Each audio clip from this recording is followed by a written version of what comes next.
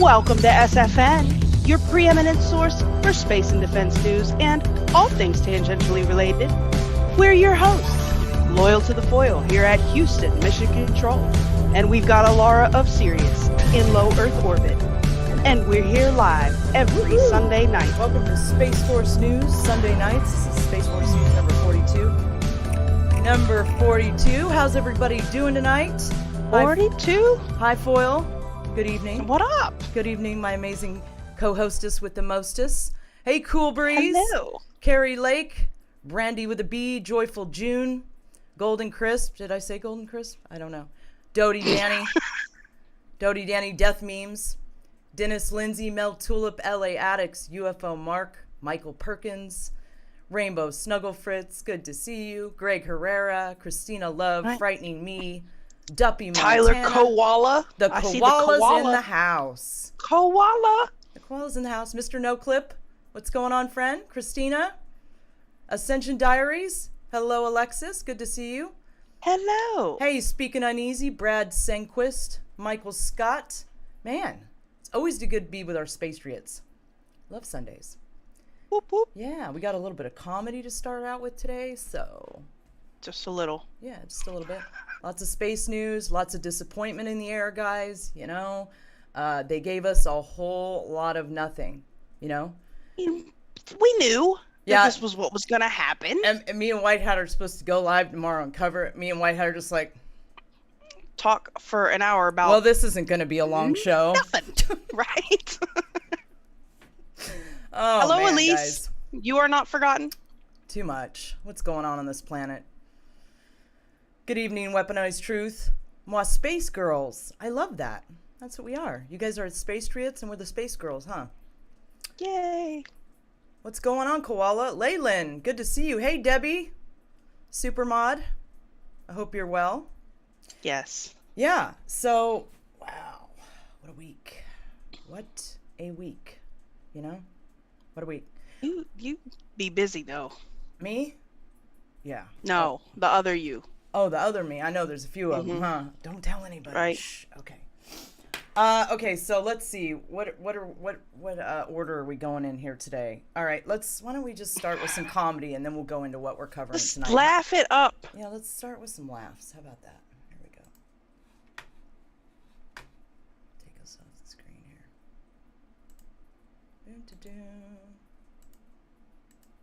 Ready?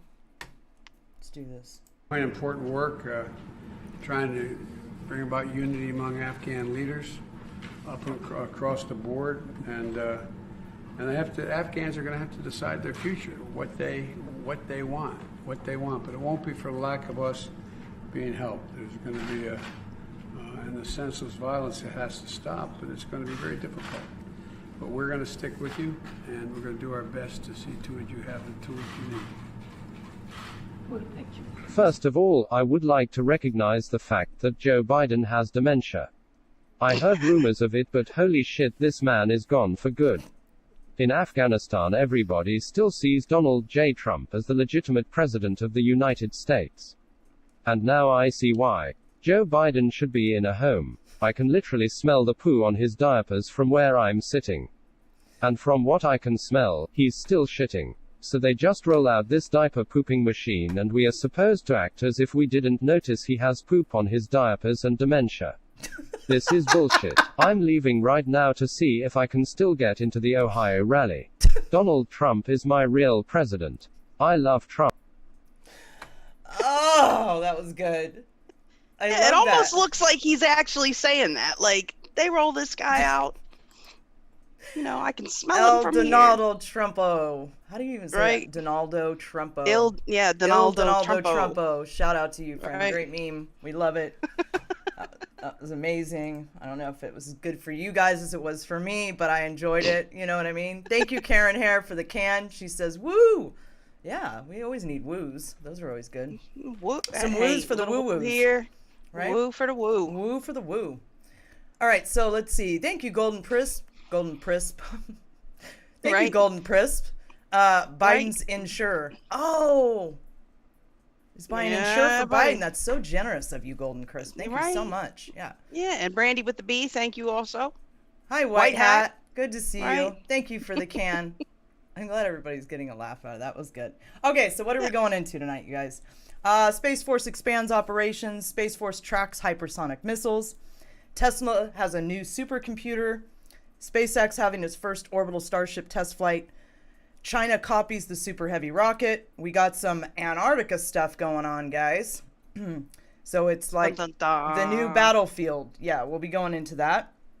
I wonder why. That's so interesting, right? Confrontation between Britain and Russia. Russian Mediterranean drills. Space balloon Neptune 1. NASA new moon base. Rocket mining system. Is bullshitting a sign of intellect? I don't know. It clearly is. Right?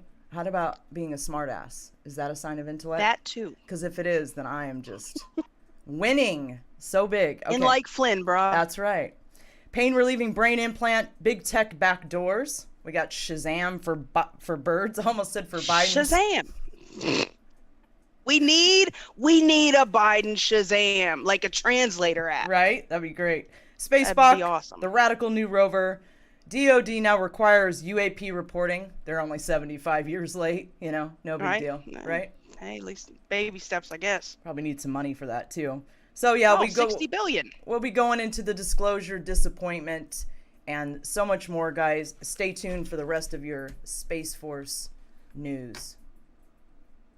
Do you want to bring balance to all the wireless radiation fields in your life, including 5G? The Omnia Radiation Balancer is a small sticker you can stick on any device. It changes the state of the field and creates a new resonance between the wireless radiation and your energy field. On the link below, you'll see all our testing results that show how the body responds excellently once you've made this change in your life. Plus, here's a special discount code at the store. Just enter SFN at the checkout. It's easy to bring balance back to your body with the Omnia Radiation Balancer. Yeah, so before we get into it, hey, speaking easy, I caught your shoulder. That was good. I liked the topic and the guest you had on. That was great. There's my bodyguard, Gary Flessner. Good to see you, Gary. Thank you, Woke, for the can. And hello, Philly Q.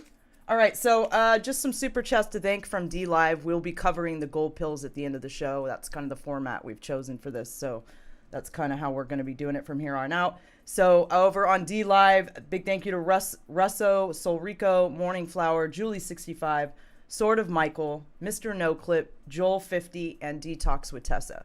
Thanks a lot for your support, guys. We really appreciate it. And yeah. And on that note, am I forgetting anything, Foil? Hey, Bruce Q. Wayne. Not that I can think of. I love Sunday nights. I don't know why I love, but I just love Sunday nights. I don't know. I know. It's a thing. All right, so all the bras are here. All the bras. That's right. All the bras. Should we get into the Space Force news or what? Break it down. Should we? All right, guys. Let's get some. Here we go. Get some.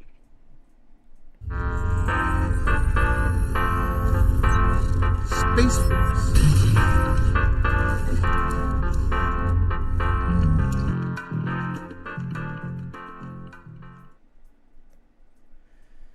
All right, see. Here we go. Look at you just highlighting the whole thing again. I'm gonna buy you crayons for Christmas, man. Coloring books and shit. I'm very organized. I'm a very organized human being. Right now I'm a human being. One Eagle 5, thank you for the cookie, my friend. And Speak Uneasy Can, glad you enjoyed the discussion, deep stuffs. Yeah, super good, man. Super good. Okay, Space Force wants its operation to expand to the expanse between traditional orbits and the moon, right? The Air Force Research Laboratory Space... I'm going to say it wrong again. Where's my water? The Air Force Research Laboratory space vehicles. Whatever. The Dictorate? Yeah, Is that the dictorate? the dictorate. The dictorate. The Air Force Research Laboratory space vehicle. No, how do you really say it, Foil? Stop trolling me. Directorate. Okay, the Research Directorate. Space Vehicles Directorate has released a report detailing how the U.S. military. See, you've got me under mind control now. You got me saying it the wrong way every time. The dictorate. Yeah. Released a report detailing how the U.S. military is preparing to develop spacecraft and concepts of operations for missions beyond traditional orbits that could span all the way to the space surrounding the moon. While the document doesn't offer any specifics in terms of how the U.S. military might be planning to project power in space, to project, they're going to project it, not project it.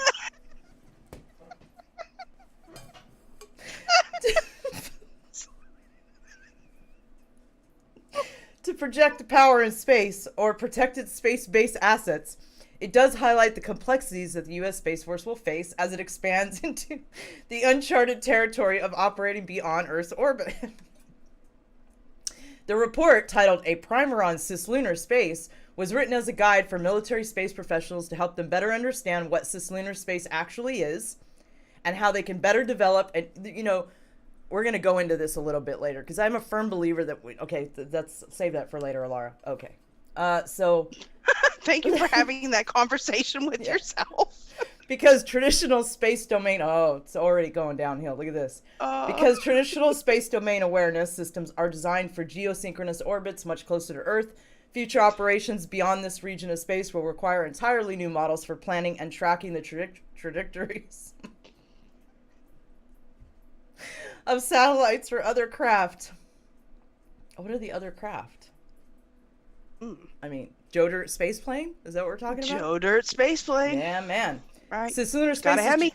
Cislunar space is generally defined as an area between Earth's atmosphere and the moon, which orbits the Earth at an average of 238,855 miles away in a slightly elliptical or oval-shaped orbit.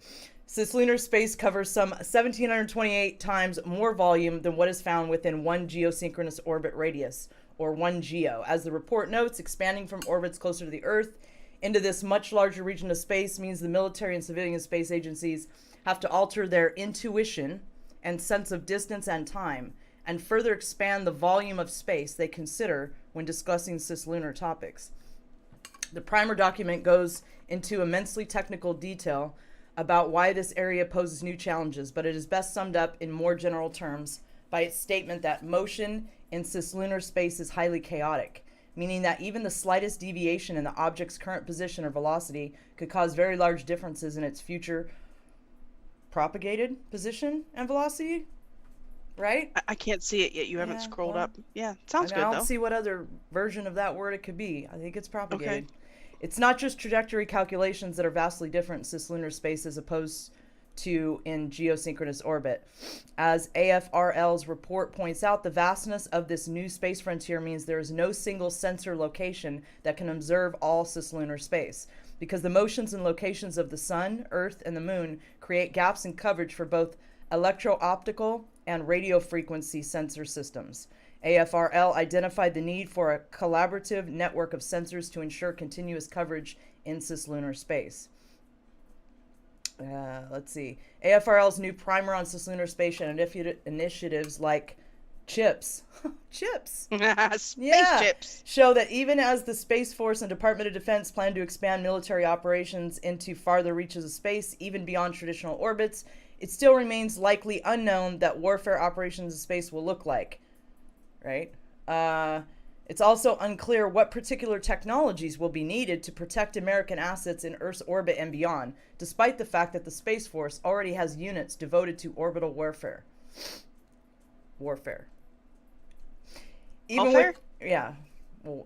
So even with the uncertainties of what it would actually look like, it's clear DoD leadership is expecting to wage warfare in space. So that's great. Well, At the recent Defense One Tech Summit held on June 22nd, the AFRL's Colonel Felt offered a very hopeful sentiment about how this potential war could take shape, stating, "Space war is going to look a lot like the Cold War in a couple of different ways. First of all, We hope nobody's actually exchanging destructive weapons with each other, and that we don't just hope, but we take active actions to deter that from happening. The nature of conflict in space is that there is an offensive advantage or a first mover advantage, in that it is a lot easier to attack somebody else than to defend your own stuff. And we've seen that before. It's the same as with nuclear weapons. Colonel Felt's optimism about not getting to the point of exchanging destructive weapons may be misplaced, considering our peer adversaries in space are preparing for just that. We've seen reports in open press. They say that Chinese have a relay satellite flying around on the flip side of the moon. That's very telling to us, said Jeff Grossel, Senior Intelligence Engineer in Space and Missile Analytics Group at the Air Force's National Air and Space Intelligence Center at an Air Force Association event in 2018. You could fly some sort of a weapon around the moon and it comes back. It could literally come at objects in GEO, and we would never know because there is nothing watching in that direction. Well, that sounds terrible. It's no wonder, then, that the DoD leaders like former Secretary of the Air Force Heather Wilson have previously stated that a show of force might be needed to deter adversary nations from attacking or tampering with America's space-based assets. A show of force, right?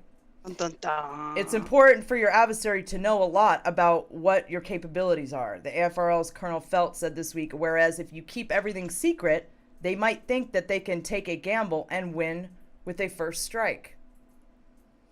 The uncertainties surrounding space-based warfare are compounded by the fact that many of the space forces and other American space capabilities remain classified.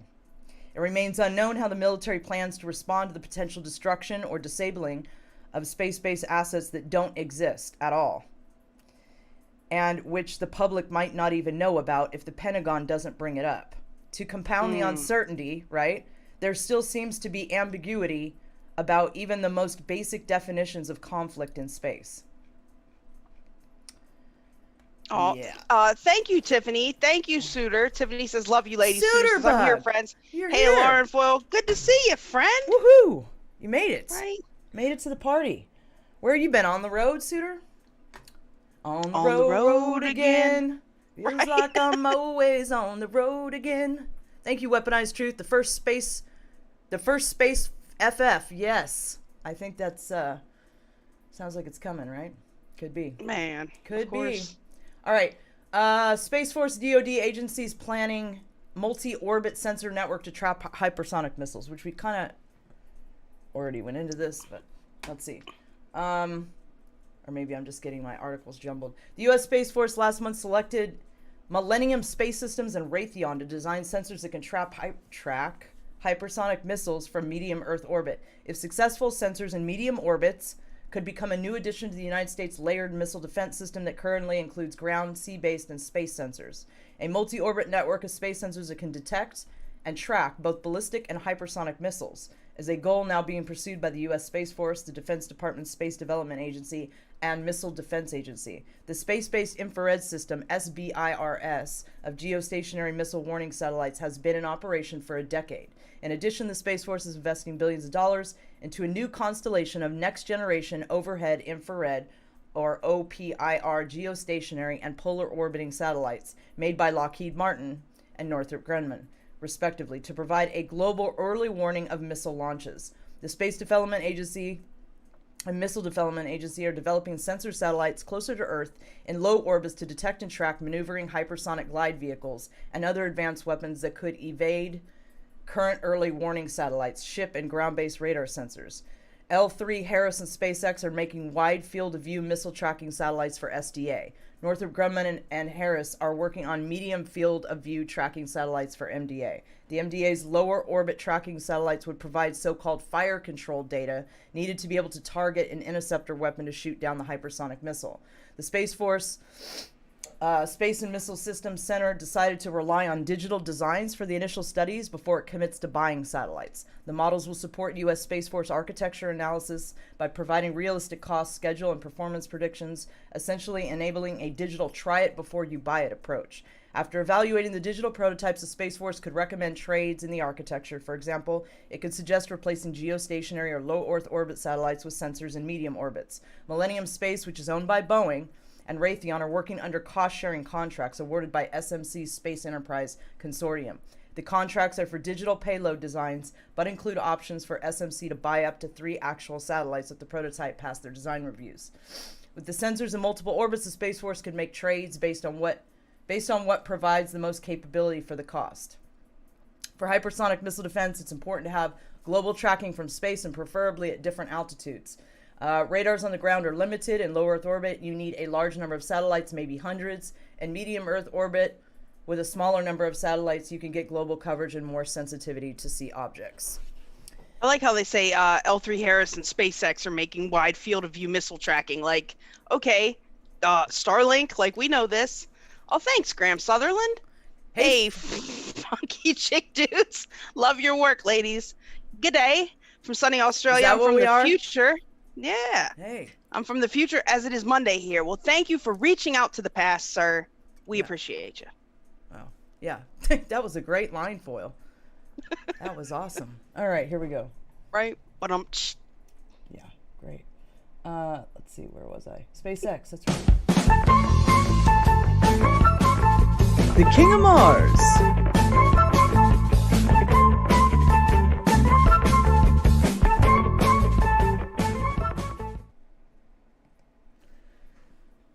This guy. Always with the rockets, you know what I mean? Elon Musk criticizes NASA, says spaceships should fly between space stations. No. Clever guy. Elon Musk took to Twitter, surprised to criticize NASA for signaling it would continue prohibiting direct cooperation between the agency and China indefinitely. During testimony to a congressional committee on Wednesday, NASA head Bill Nelson said that he supported making the Wolf Amendment, a 2011 law that prohibits cooperation between NASA and the Chinese government.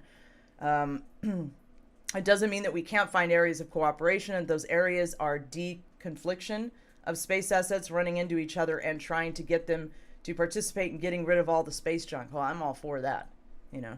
We gotta get those trash people up there. We gotta get space junk under control. Hello, Capable. After hearing the news, Musk tweeted out his frustration, saying, "Nothing wrong with healthy competition, but this seems a little over the top. Would be cool if spacecraft could travel from one space station to another, which is harder than it seems." Oh, interesting. There's not really much more of this conversation that's worth going into. It's her birthday. Happy birthday, Mel Tulip. Right. Happy birthday to you. To you. Happy birthday to you. Tesla unveils its new supercomputer, 5th most powerful in the world, to train self-driving AI. Of course. Big shocker. Tesla has unveiled a new supercomputer, which is already the 5th most powerful in the world and is going to be the predecessor of Tesla's upcoming new Dojo supercomputer. It is being used to train the neural networks powering Tesla's autopilot and upcoming self-driving AI. Inside, it needs computers powerful enough to run its self-driving software, and outside, it needs supercomputers to train its self-driving software powered by neural nets that are fed an insane amount of data coming from the fleet. CEO Elon Musk has been teasing Tesla's Dojo project, which apparently consists of a supercomputer capable of an extra FLOP, 1 quintillion. Wow. Floating point operations per second, or 1,000 FLOPS, making it one of the most powerful computers in the world.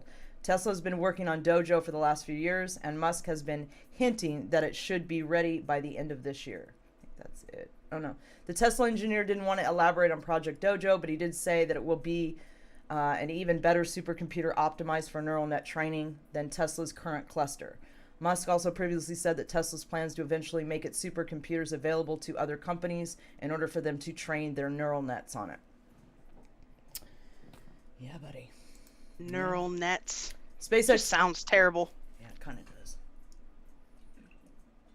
Go. Go, go, go, go. Go.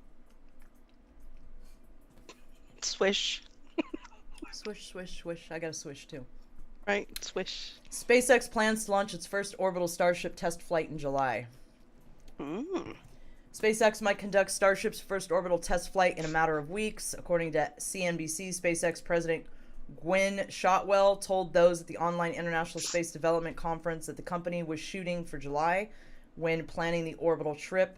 The current orbital flight plan has Starship prototype launching from Boca Chica, Texas, and dropping at Super Heavy booster stage into the Gulf of Mexico. After roughly 3 minutes, the spacecraft would enter orbit and make a soft water landing near Hawaii after a total time of about 90 minutes. So, yeah, not much there. Let's see We what else are definitely going to Mars in rockets, dude. You can. I'm not. I'm going to build a ship. Right? I'm At taking the the rate space disclosures balloon. happen, I'm going to have to build my own ship. It's looking that way. Hey, So, alien scientist is working on it, building No. his own. No joke. me and that dude are going to have to meet because something's got to be He it. So we actually gotta does do really something. good work. We gotta He's do got something. he's got a whole I know, you nerd keep crew telling me working about on anti-grav. I I'm love telling nerd you. crews. I love nerd Yeah, crews. every Saturday they broadcast their whole from the lab, like them trying to build. I love our nerd crew. Our nerd crew is amazing. Right. Yeah. I love our Shout out group. to all the nerds out there. Right. Hey, Nicole James, good to see you. Haven't seen you in a while. Hey, Day Tripper.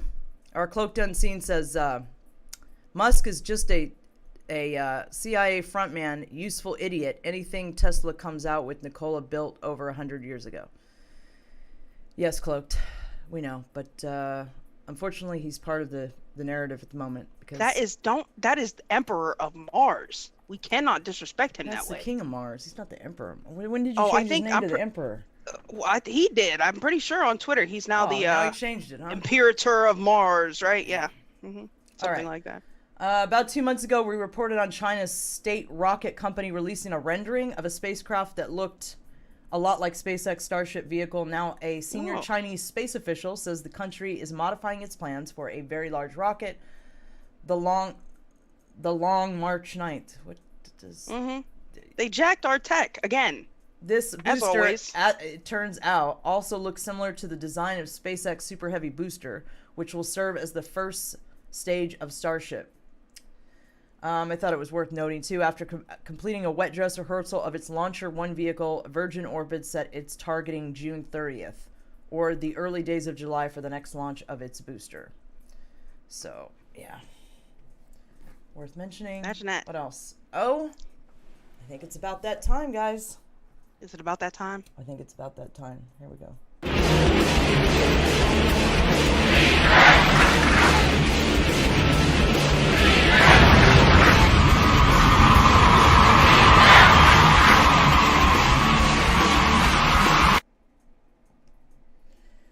All right, Foil, hit it. Let me see if I can get rid of some of these annoying ads. There we go. Yeah, good luck with that, right? Yeah.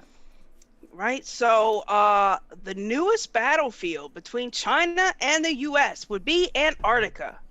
Yeah, things are really heating up down there. So, we're supposed to stay out of there for like the next, 60 years or so. It's supposed to be like super peaceful. We're just down there doing science, right?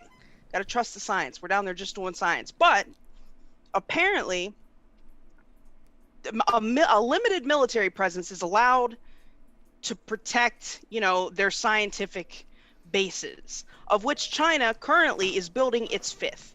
Now, some of these have never been inspected because they built them in places that we were previously not really able to get to. We didn't have the necessary icebreakers and whatnot to be able to go over and insist that we're able to inspect their facilities.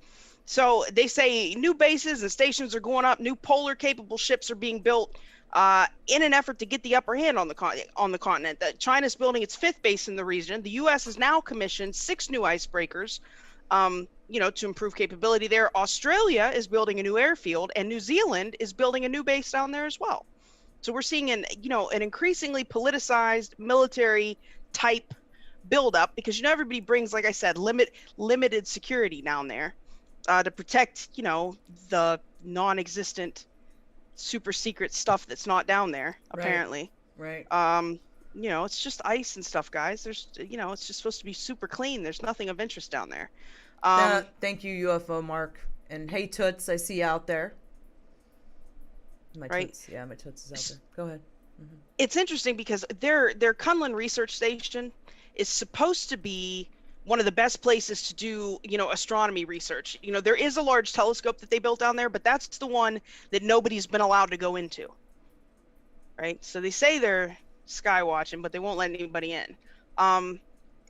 China has done like 37 Antarctic expeditions recently. Yeah. This is right. This is something to kind of keep an eye on. I mean, obviously, if we're Publicly moving trying to keep troops. pace, yeah. I mean, it's a really interesting plot twist here that we're publicly moving troops down there. I wonder what's actually going on. They're protecting the science, Right, Alara. These aren't, right. troops. They're troops. It's totally different, apparently, allegedly. Allegedly. Okay, so Allegedly. yeah, definitely got to keep our eyes on that. That's definitely got to keep our eyes on that situation. There's nothing to see down there. Of course not. Russia says London has lost its manners as UK plays down Crimean naval confrontation. Oh yeah, so this was kind of the big story this week. So you guys, I know I've talked about this before, but Russia literally like land jacked a part of Ukraine in 2014. They just took a whole part of the country. They're like, this is ours.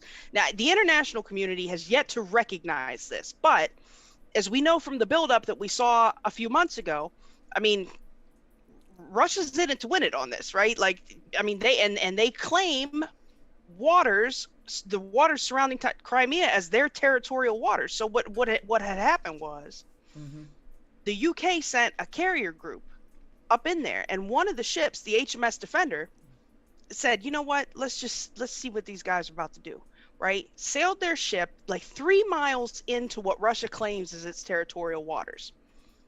Russia drops some bombs and fires like warning shots at the ship. Okay, This was this week. Yeah. Right? This could have been a whole big ruckus. This could have been a big thing. Yep. It could have been a huge thing. So didn't some shots get fired today? Didn't we nail something in Syria? Or I heard something about this right before we went live. I haven't even had a chance to take a look.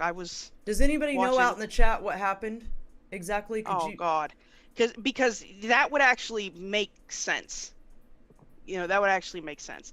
Because this is actually growing into after the shots were fired, and England comes out, and the UK is like, no, first they say there were no shots fired, nothing happened, that Russia's amping this up, that there was nothing to see, right? Russia releases a video. Will you play the video for them? That's that YouTube video. The one that's next, yeah. Yeah. So first, first they come out and say like there were no shots fired. Okay. Okay, play it. Yeah, go ahead. Okay, does it matter if we're on the screen or no? No? Okay. No, it doesn't matter. They'll be able to see. You can leave us up there. Выполнить предупредительную стрельбу. Как понял, прием. Подтверди. По курсу Defender. По курсу Defender.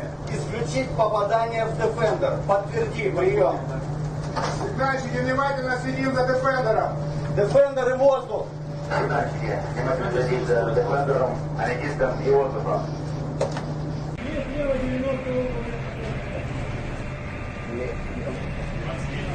Правый борт 0.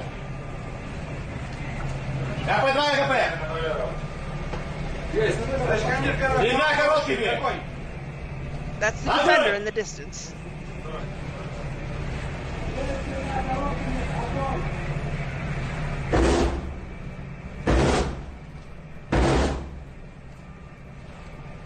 We are conducting innocent passage along route 90. Man, we will listen. continue to carry our operations You can into pause it now. international waters. Over. Ложится на 90. Man, go ahead. So apparently in the translation, the dude tells them to fire the shots, but missed the ship. Like these are warning shots, right? Yeah. So first the UK is like, nah, never happened. Then they put the video out. Then they're like, okay, but it was a training exercise. It was nothing, guys. So on Thursday, the Kremlin said that, you guys are deliberately poking the bear here. They said they had a right to bomb on target when foreign ships violated sea borders. As a matter of fact, Dmitry Peskov, the Kremlin spokesman, told journalists that he says, what can we do? We can appeal to common sense. We can demand respect for international law. If this does not help, we can bomb not only in the direction, but also on target if our colleagues do not understand. Right? And of course, like I said, British Foreign Secretary Dominic Raab said that Moscow was amping it up.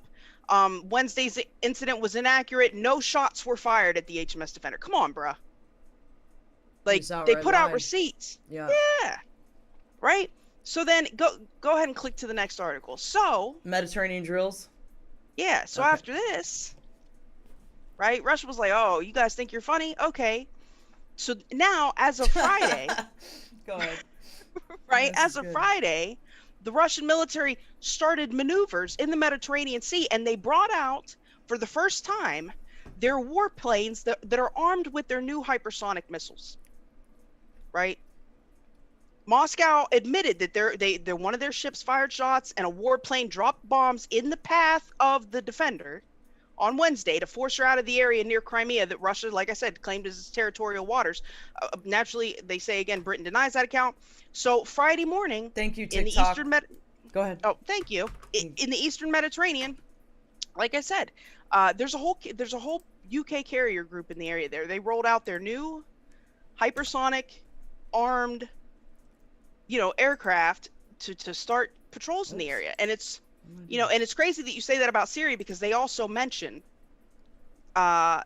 tensions mounting in Syria again. But I hadn't had a chance to look at that before we started the show.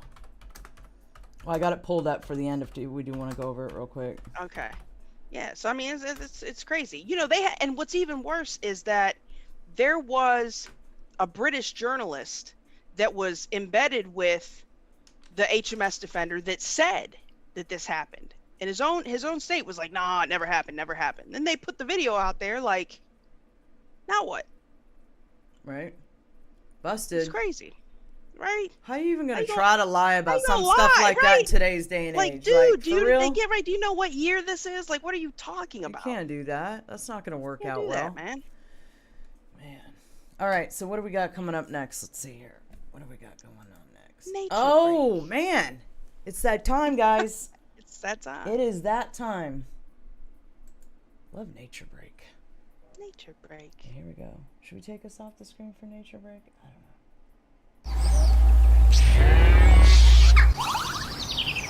know. Nature Break.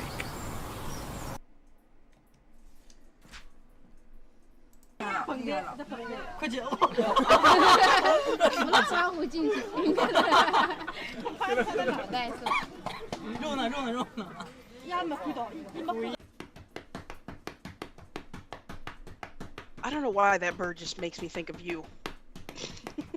I have bird energy for sure. I like to play. I don't know. He's I want like, to be serious all the "Yay!" time. Look at this dog just getting it. Look. Doggo's happy. Look at him. Right? He's stoked. happy. Look at him. Bummer. Woo-wee. He runs away. I love monkeys though. They're so entertaining. Right? He's like, wee! I love how they clap yay!" too. I Right. love how they clap when they do something really cool. This guy. This poor guy. This guy. Like, what do we got in here? Look. Oh, now Oh. what? Oh no. How do you get out of that Right. one? Ooh. He's like, Rough not having fingers, huh? It Damn. falls off the table. Look at the skateboarding cat. Look at his little pink harness. What is that thing? Is that a guinea pig with a dress? What the? Oh my gosh. I don't know what the hell that What is that? I don't know. It's wearing a dress and it's a rodent. pretty big for- Oh, bummer. Oops. Right? It's pretty big Whoops. for a guinea pig. I don't know what that is. Like, oh no. What is this guy doing?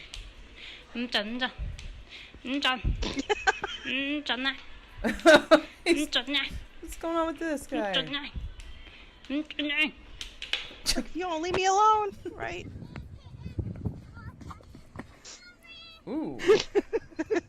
Nice landing. Right? Oh, I've done that to those dogs. It's funny. You can do it for hours. It's so entertaining. Oh. 左脚，biu，吃吧。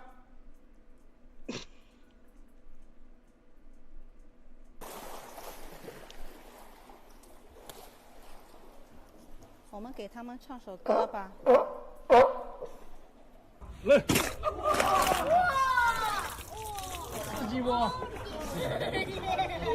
Their jaws are powerful. Man, listen. Right? Look at this guy. Oh, look. It's Calodro's dog. I was just gonna say that. It's Mr. Bradness. Look at him just getting down. What is he doing? Oh, he's like, you better give me something, right? I'm hungry. Chow time. I would put ducks in my pool. I would totally do that. Oh my god. I would totally have ducks in my swimming pool. 飞上来了。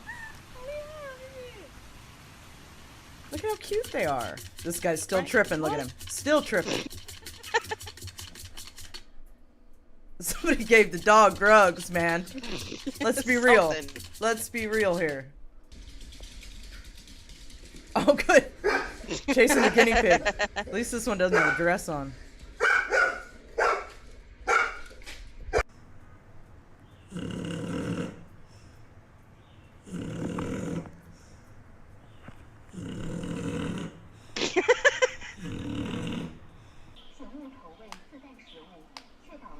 That's what I'm gonna start doing. Every time I do something cool, or at least that I think's You can cool, I'm gonna clap. start clapping. Right. Yeah. Like what? Might as well embrace it. Right.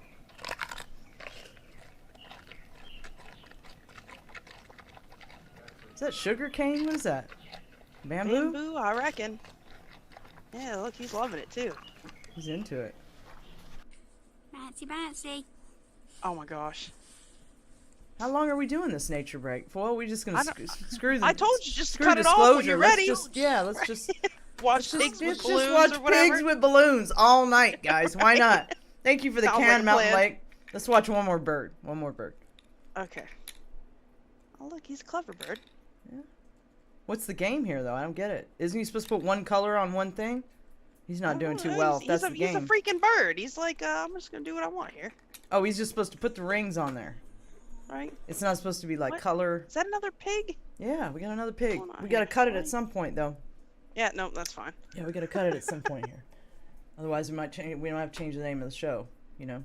Right? Nature break. Yeah, nature bake for a whole hour. Okay, so let's see. Let's see. What are we going next? Oh, science. I don't know.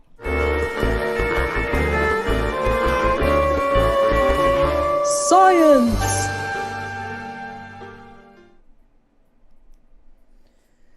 Space balloon Neptune 1. Hit it, foil. Yeah. Yeah. I mean, matter of fact, we addressed this. I don't know if you're, man, like almost a year ago. We talked about this at some point. So apparently, rockets aren't the only way up. They have built these space balloons for space tourism. It's supposed to be way cheaper than the rocket, guys. So maybe, maybe. But so Space Perspective is the company. Their Neptune 1 completed its first unmanned test flight. It only took them about a year to come up with the idea and to put it into practice. And what's the so propulsion system? A balloon. Right. They literally but I mean, just it's just a balloon. there ain't none.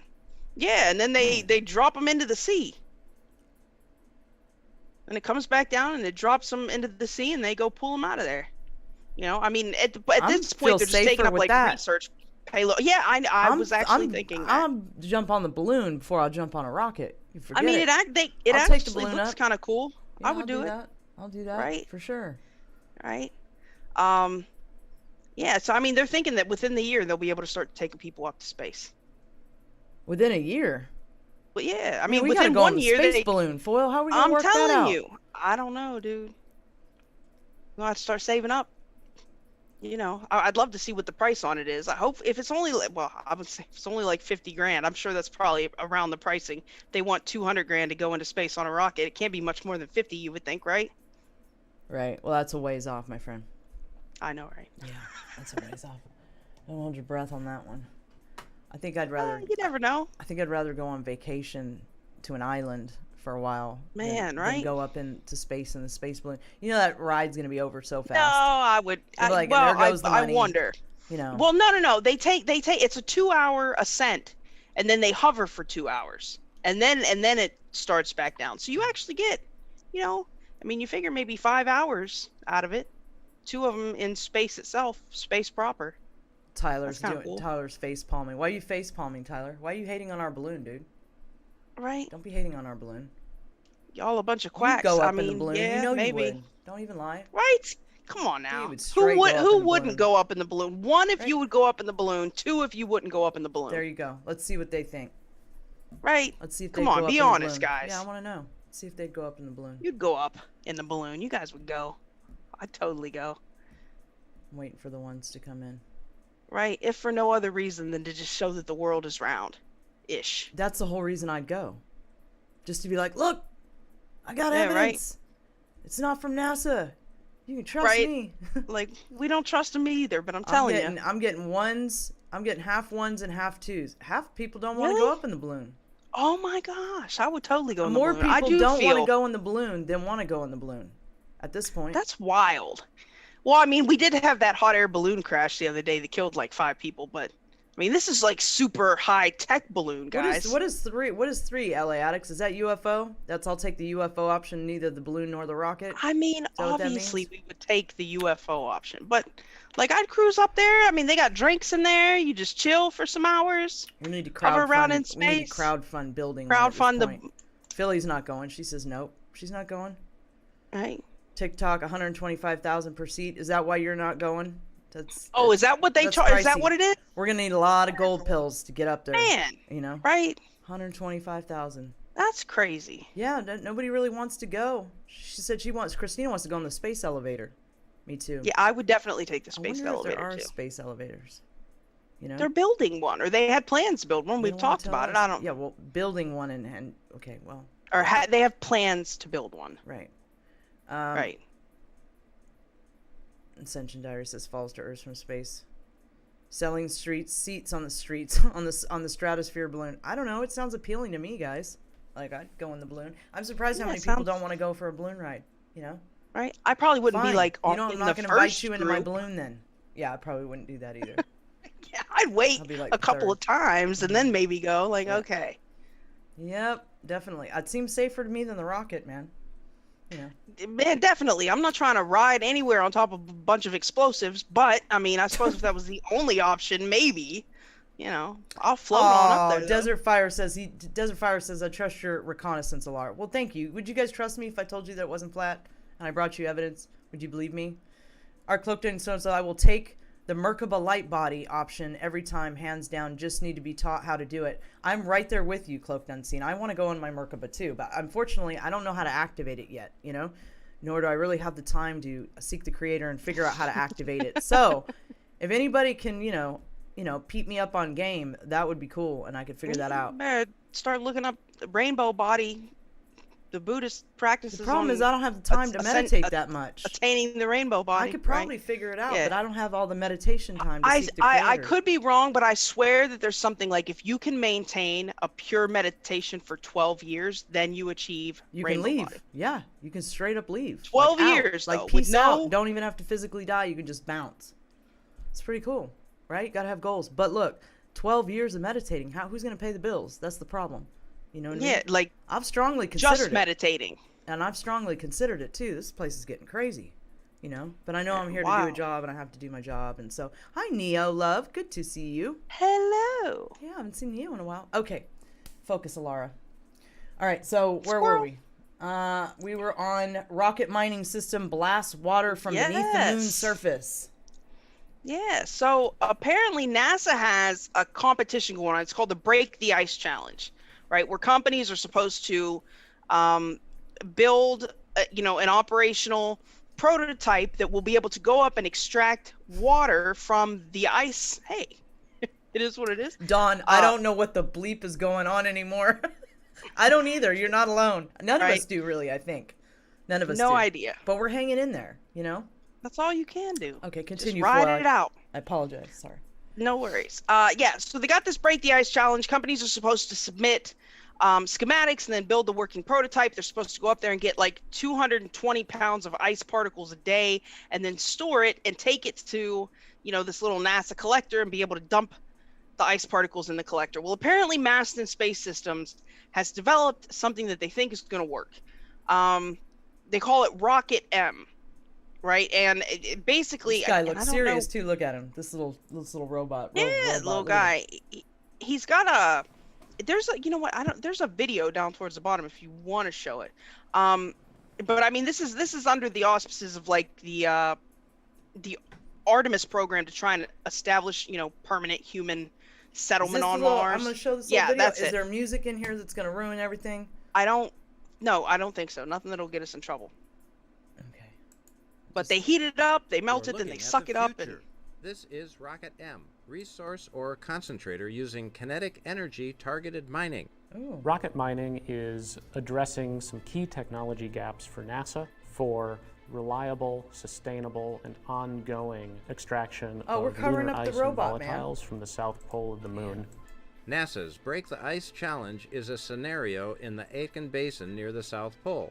They have modeled an in-situ resource, 132,000 square meters of icy regolith, 0.2 to 3.5 meters deep, and grading 4% and 10% in two zones. The resource, nearly 70 million kilograms of water ice. NASA's challenge to our team, recover a minimum 10,000 kilograms of water. Let's go to the moon!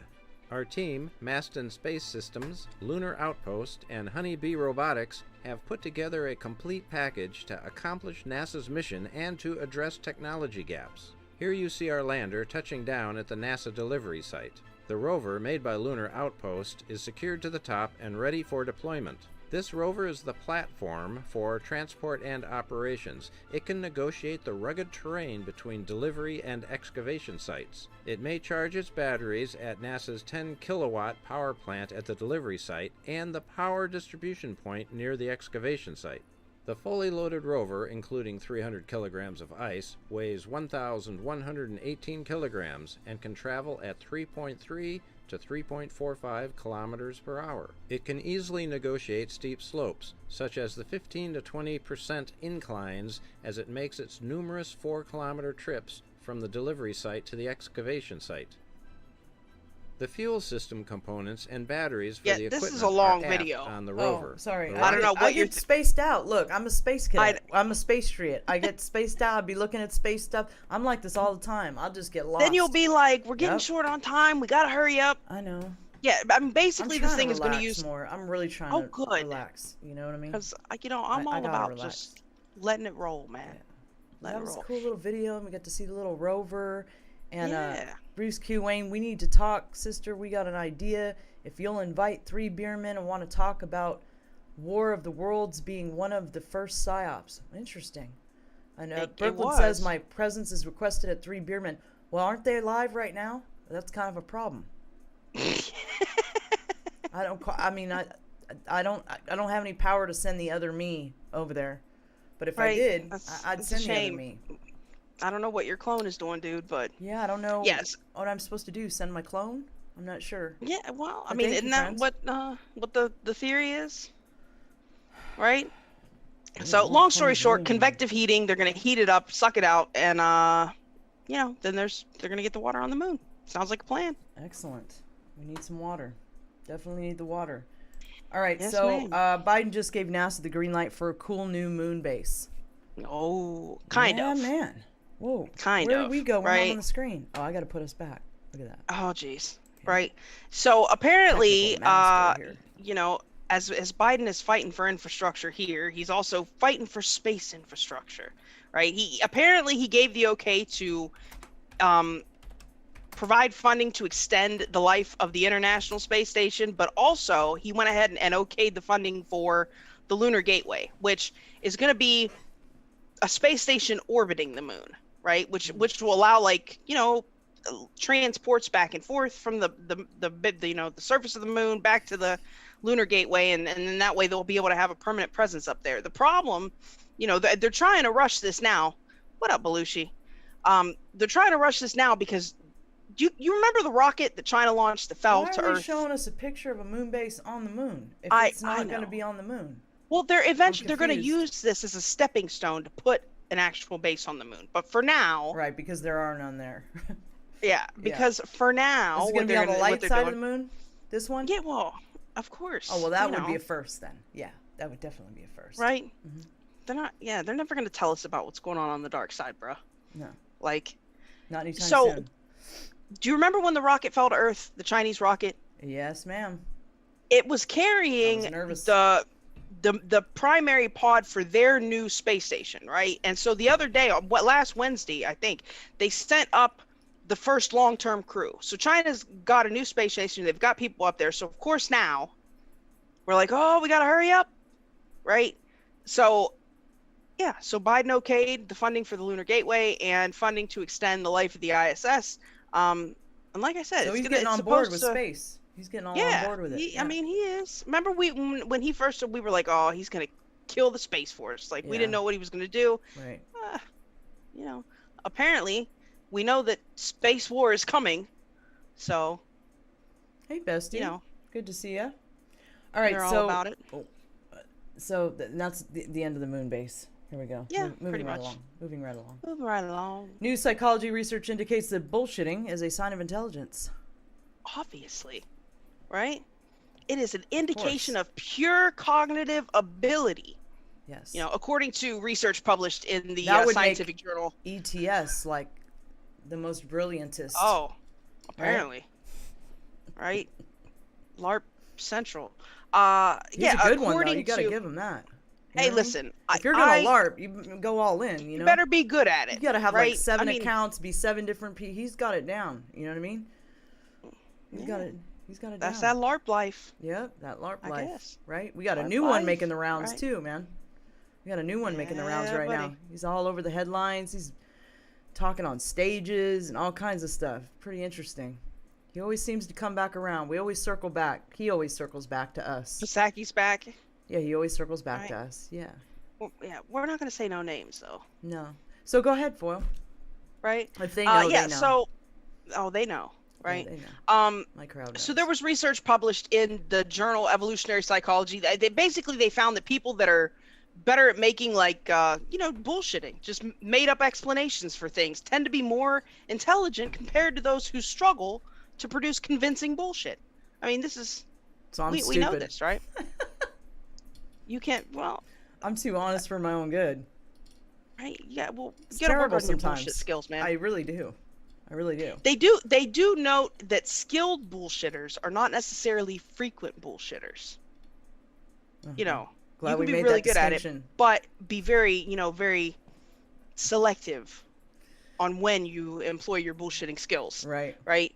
That's the higher level of bullshitting intellect right there, right? When you know when to unleash the bullshit and who. Right. See, yeah, because you got those people that just bullshit and it's the worst and they do it all the time. And They these don't are know how to like, stop, yeah. yeah, and I mean, you can usually like, man, you're off your rocker there, buddy. You know, like that's not going to work all the time. So something else that I thought was interesting, pseudo profound bullshit is associated with several cognitive factors, right? And by pseudo profound bullshit, they're referring to like computer generated statements that seem profound but actually have no real meaning, like that damn religion bot. That's pseudo profound bullshit, right?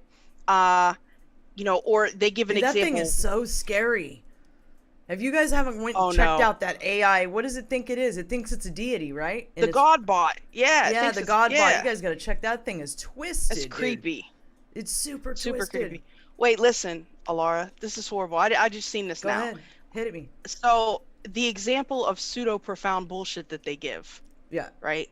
We are in the midst of a high frequency blossoming of interconnectedness that will give us access to the quantum soup itself. The quantum soup? They really said that? The quantum soup, bruh. Yeah, that's apparently. Oh, we just glitched out. Did you see that? Yes. Holy shit! I never cussed, but I just said holy shit twice. Right. That was wild. Yeah. What apparently was that all about? They don't like us talking about the pseudo profound bullshit, man. Or the quantum soup. It might have been. I think it was the God bot on Twitter. Godbot's mad. Yeah, like, Godbot's pissed. Talking. Like, no, I'll glitch y'all out. Right. Yeah. We're gonna find out. Thank you for the cam, Belushi. Belushi says cheers. That's crazy, though. So continue, please. Keep telling us about the the bullshit. The bullshit. So, situation. yeah, they got over 1,000 people to participate in the study, right? They were told they were going to be examining cognitive ability, the willingness to bullshit, and their general bullshitting ability, right? And there's a whole science to this. Apparently, they say we found people couldn't differentiate art speak, which is like the language that artists and art scholars use to discuss art. They couldn't differentiate art speak from pseudo-profound bullshit, right? Which they say, which was amusing, obviously. Pseudo-profound bullshit. I like that.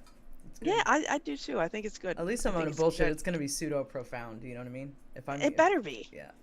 That's the best kind, right? Sound like you're saying What's the difference between creative writing and pseudo-profound bullshit then? How convincing is it? Oh, well. Okay. How deep does it make? Do people just agree with it because it sounds like it's right. like does it actually resonate, or does it just sound like that was impressive? That's the difference, right? I guess. Yeah, if you could get sucked in by some pseudo profound bullshit. Gary Flessner says right? he's good at bullshitting. There you go. See? Yep. Yeah. So I thought that was funny. All right. So let's see where we're at now. I think this is tech. Oh, now this tech starts now? Tech starts now. Okay. Technology.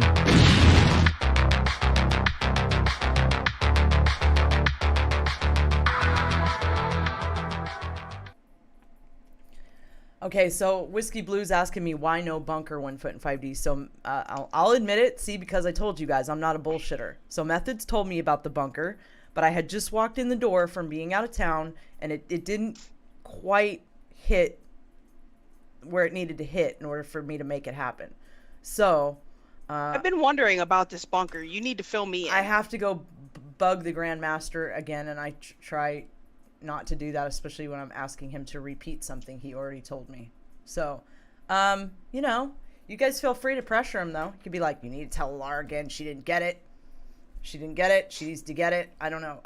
Do I need this bunker to be functioning? I really didn't fully understand if I do, but I will definitely make it happen if it's something I need to make happen. Yeah, because I'm no clueless. Bullshit. I saw something about a bunker at There's some point. a bunker on the what the hell foxhole is now, this? but I don't fully get, I know it's there, so there's a backup stream, but I don't, fully, it's not fully connecting exactly.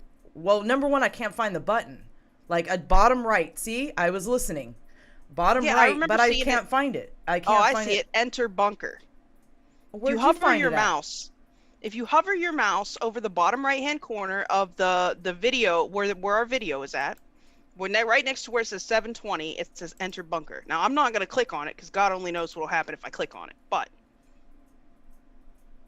All right, well, you're going to have to show me after the show then. We don't need to be doing all this we can right do that, now. Right?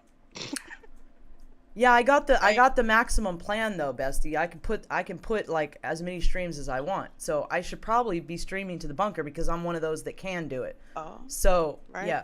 I'll go ask him again how to do it, or if anybody knows how to do it, so I don't have to go bug him. That would be cool. And then I'll make it happen. And yeah, I'm sure the government did fund that study. Somebody said, "Isn't that fiction?" I think the pseudo-profound bullshit has to actually move you into believing it's something, not just that shitty fiction. Patricia, co-leader, tell Alara about the bunker again. Right? Oh, we don't know. Hopefully somebody else can tell me. You know what I mean? Because I don't want to be like that bird that's like, co-leader. You know what I mean? It's constantly poking. You have to add a second custom stream to restream. See, I gotcha. Belushi will hook me up. Okay. It's good. I don't have to bug the cult leader. Okay, there you go. So which one are we on? Because it looks like I have an article out of place here. Are we on NASA wants big tech to build? Is that what we're on? We can do that now. It was the brain implant. Oh, I don't see that one. Well, what's going on here? Uh-oh. I see I don't see the brain implant. You might have to cover that. I can't pull it up. It's missing for some reason. Oh, okay. I'll be quick. So apparently there's an experimental brain implant that instantly detects and relieves pain, which is kind of neat if you're into the whole brain chip nonsense. Researchers from New York University School of Medicine, they developed a brain implant that is designed to detect pain sensations in real time and at the same time deliver bursts of pain-relieving stimulation to a whole different part of the brain. I had that article. What's going on here? I don't know, bro. Go ahead, continue. I'm just going to see if I was tripping here. Right? They were able to demonstrate that this works in rodents at the moment, right? And we've already seen the advances that they've had with like, pigs broadcasting their neural activity or monkeys playing Pong. Obviously, now they've got this interface that's going to connect two different parts of the brain. And simultaneously, as your pain receptors are flaring, they're going to send a signal to a different part of your brain that's going to deaden the effect that the pain receptors are sending to your body. So how are you gonna know when shit hurts? And like, this is the my question, mouth right? is terrible today. I mean, how are you gonna know when stuff hurts? Isn't that the warning system to let you know to go to the doctor? You it would is think. For me. I mean, and I reckon this would be like chronic pain, folk. You know, I mean, if you're living in continuous pain, there's got to be a point at which you just can't take it anymore. I mean, they could treat epilepsy that way. I mean, like a similar device to connect the two different parts of the brain is what they're trying to do. But they're going to interface your anterior cingulate cortex, and it's optogenetics. We've talked about this. They're going to use light flashes. Dude, right? That stuff is crazy. The I know. optogenetic stuff. Yes. Yeah. So it's going to get the pain signal from the anterior cingulate cortex, and then it's going to stimulate your pyramidal neurons in your prelimbic region of your prefrontal cortex, right, which will relieve your pain, like simultaneously, which is kind of neat, right? But like I said, if you're into the whole brain chipping thing, Leah says that. Toots says she's out. Yeah, I'm out too. I mean, there's I'm out. Tylenol, and but I guess for Vicodin or whatever if you're into that. For those there's other ways. I mean, but I mean, imagine they could use healthy, this as treatments for addiction. I would reckon too. You know, I mean, but you got to have the little. If you want to have the chip, you got to have a chip, right? Yeah, well, they'll be able that's to how fix. they're gonna sell They'll ya. be able to fix everything with a chip. Problem is you got to have a chip. That's how they're gonna sell you. Problem is you got to have a chip, and if you think all they're gonna do is cure your pain or your addiction with the chip, you got another thing coming. Yeah, I'm not digging it. No. They're not putting. I don't. No brain chips this way. Nope. Okay, so what are we on? NASA Big Tech? Big Tech? Yes. Back door? Back door. Yes. Okay. Right. So this is actually kind of crazy. Right. So recently, we glitched out again. Oh, we glitched out again. You see that? Every time we bring them up, we glitch out. So recently, the NSA has been refusing to answer questions about requests that have been given to them that would kind of force big tech into putting these back doors into their systems, right? So apparently, what happened was the Five Eyes Security Agency had gone to a variety of organizations, right? And they wrote this letter that they sent out saying that encryption technology, it plays this crucial role in protecting personal data and intellectual property and privacy and whatnot, but there are particular implementations of encryption tech that stop law enforcement access, right, which threatens public safety, and then they're going to, and vulnerable populations like exploited children. So they're saying like, hey, we urge the industry to address our concerns where encryption is applied in ways that would preclude legal access to content. So 7 countries, this consortium of 7 countries, including the Five Eyes countries, are requesting system designs that facilitate government investigations. They want access to readable and usable content from systems in cases where law enforcement is authorized, right? And they want a constant engagement between tech companies, governments, and other stakeholders, so that they can help to choose the designs for these programs that would allow for this access. Interesting. It's always more surveillance with these people. This is what I was just crying about this when I put up that Klaus Schwab video the other day. You guys know Cyber Polygon is July 9th, right? This is their simulation. They're this year's simulation of a cyber attack. They're doing. I saw an article about that. I read it. I was but I didn't feel like it was really relevant for the show. But yeah, I saw that. Well, every day, these people in their simulations, it just already happens to come to pass. So, they're simulating an infrastructure attack this year. Yeah. Hint, hint. We've seen a ramp up in infrastructure attacks. In any case, they're claiming that these systems should have these back doors that government agencies should have willy-nilly access to, in obviously to protect the public safety. So And then they're gonna the backdoor jokes have just commenced in the chat. Fabulous. It's just great. I love it. It's great. Right. Hi, Love Kate. backdoor jokes. Good to see ya. Oh, Kate's here. Right. Yeah. They want decryption keys and all kinds of stuff. Like, I mean, it's shady business, dude. Yeah. Shady business. All right, let's see. What do we got going on now? We got Shazam for birds, man. Shazam for birds, man. Right? This is quick. It's Merlin Bird ID. It's machine learning. You can go out there. It works just like Shazam. You record the chirping sounds, and it will literally tell you what the bird is, and then give you information on the bird. Right? And apparently, it cool. works really well. Yeah. I'd get that app if I had a smartphone. Wouldn't you? Just for something to do? Totally would. That would be the one app I'd be into. The Shazam for birds. You don't know if it's a cardinal or a, warbler.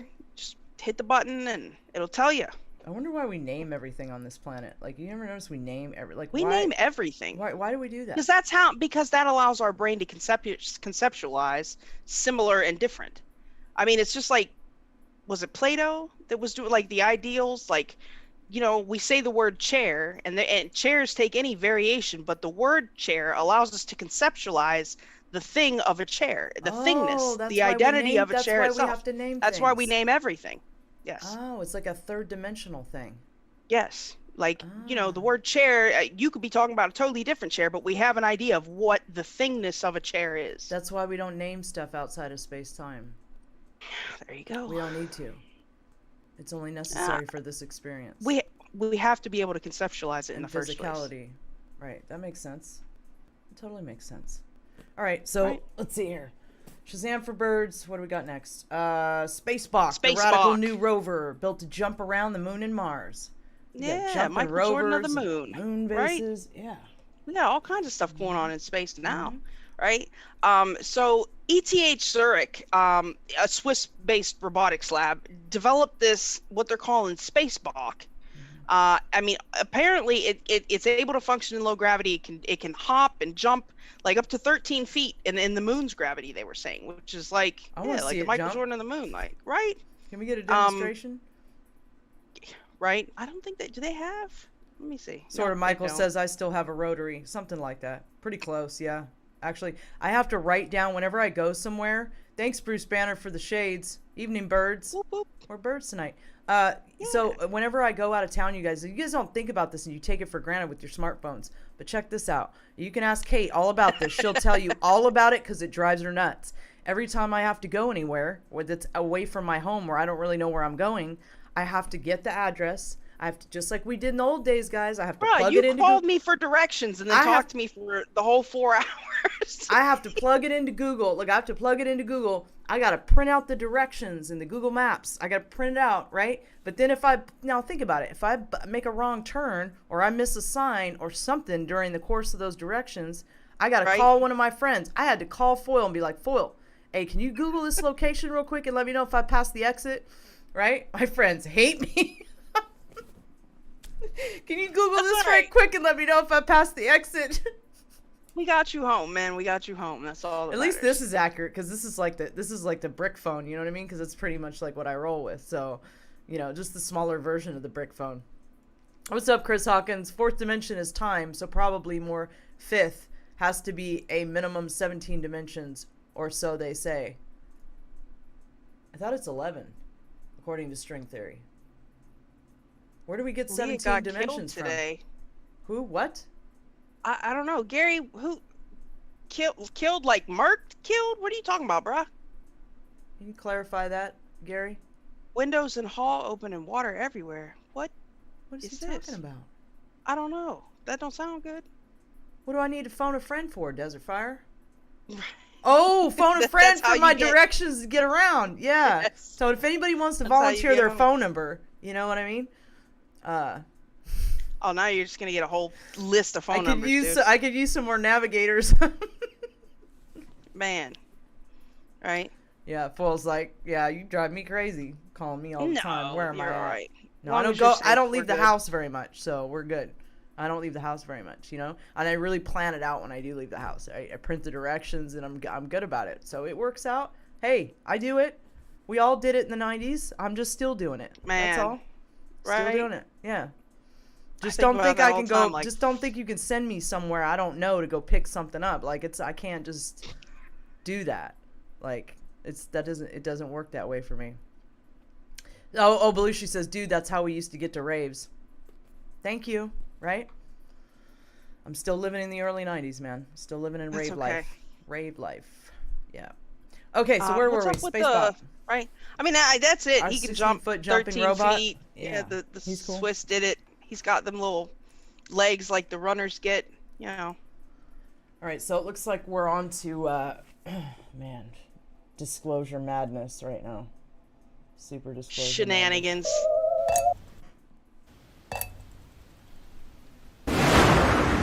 Disclosure. All right, so, all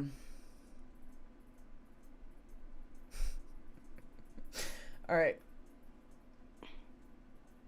All right. Yeah, I was just thinking about what kind of madness it is when I try to go to the airport. And then I get off at the wrong exit and I wind up in that loop. Yeah, it's kind of a bummer. GPS would be cool under that circumstance. It would be super cool. Man, but, hey, right? I don't have it, so. All right, so USA Today, is there proof extraterrestrials are real? 5 questions left unanswered by the U.S. government UFO. What questions weren't left unanswered in that report? What was All that? of the questions were left unanswered. Well, what that was even, look, I didn't have high expectations for that report. Not at all. But even the one that was released was even worse than I could have ever possibly imagined it would be. But it is a preliminary report, right? So hopefully there'll be some more coming, or somebody will start smashing on that narrative, just smashing it. We knew that whatever they were going to tell us, that was the stuff that they leaked. That was all we were going to get. That's it. And even that was... You know what it was? Trump threw them the ball, and they started playing hot potato with it, man. You know what I mean? Like, we don't want this. We're not, you know what I mean? And this is whatever least they could put out, they did. And it's anyway, we'll go into it. So let's see. This guy's got to go. You got to go, buddy. You got to go. Okay. Do the unidentified aerial phenomenon affirm extra... You going to show the people? Oh, yeah, that'd be good. Mm-hmm. That'd be good. Do the unidentified aerial phenomenon affirm extraterrestrial life? No evidence was cited to indicate the UFOs belong to alien life. But it also didn't cite evidence to rule it out. I love these ambiguous government answers. They're great. Right. You know what I mean? Like, you want to talk about they have bullshitting. a school for that, right? Yes. Yeah, it's called the government. Yeah. That's the thing. Yes. Right? Okay. Pseudo... Is national security threatened by their presence? The report determined that the UFOs are a threat to flight safety, but their threat to national security is unknown. How is a threat unknown? Man.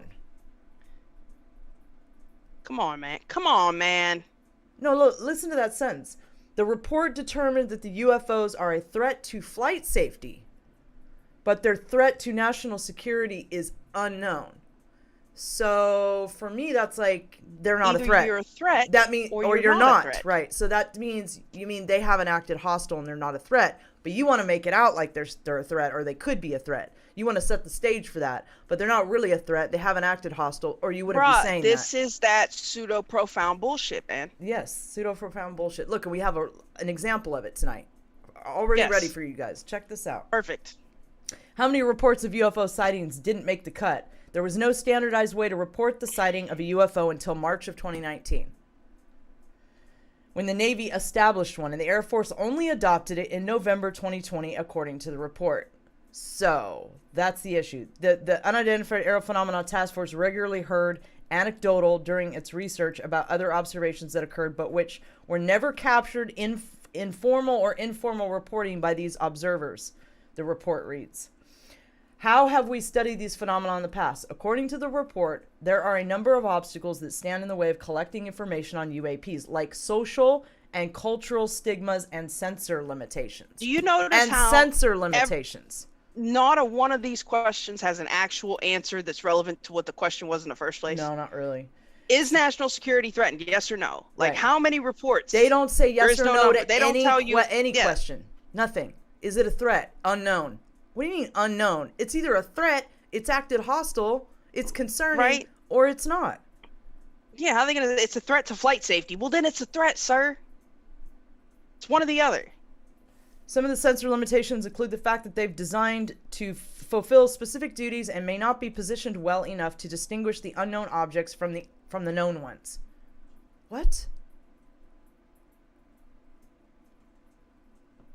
Some of the sensor limitations include the fact that they're designed to fulfill specific duties and may not be positioned well enough to distinguish the unknown objects from the known ones. What? Because of the lack of cohesive data, it's unclear how the UFOs were studied in the past. They had 144 if it was before, reports they looked at, and only could answer one of them. So if it was before 2019, they're UFOs. If it was after 2019, then now they're UAPs? So I wonder what purpose that serves. What purpose that serves for them? Why they're rolling with that? Like these are UFOs, these are UAPs. Like I wonder why they're differentiating everything out in 2019 like that. Like we're not responsible for the incidents and the reporting of the incidents before this date, time. I don't know. I mean, because the Phoenix Lights was kind of important and significant, you know. You would think. You would think they'd maybe look at some data points about that.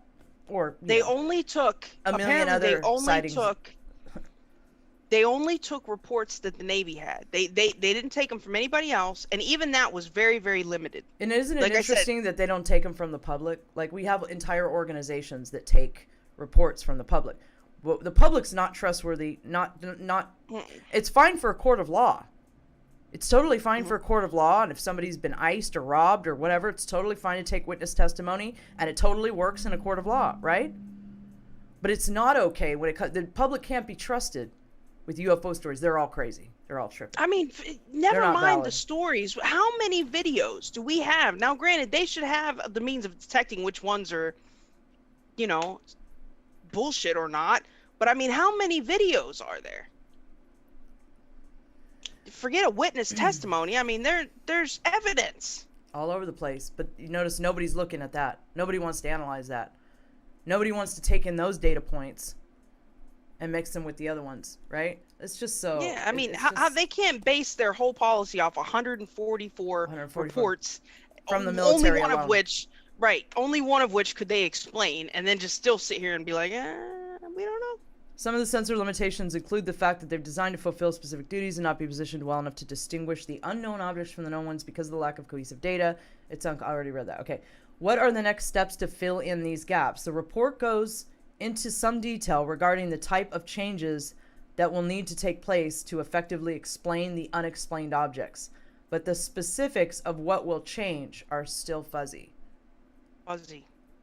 Like, what did they actually do? I'm confused. Let's look at the report right now. Okay. Yeah, open it up.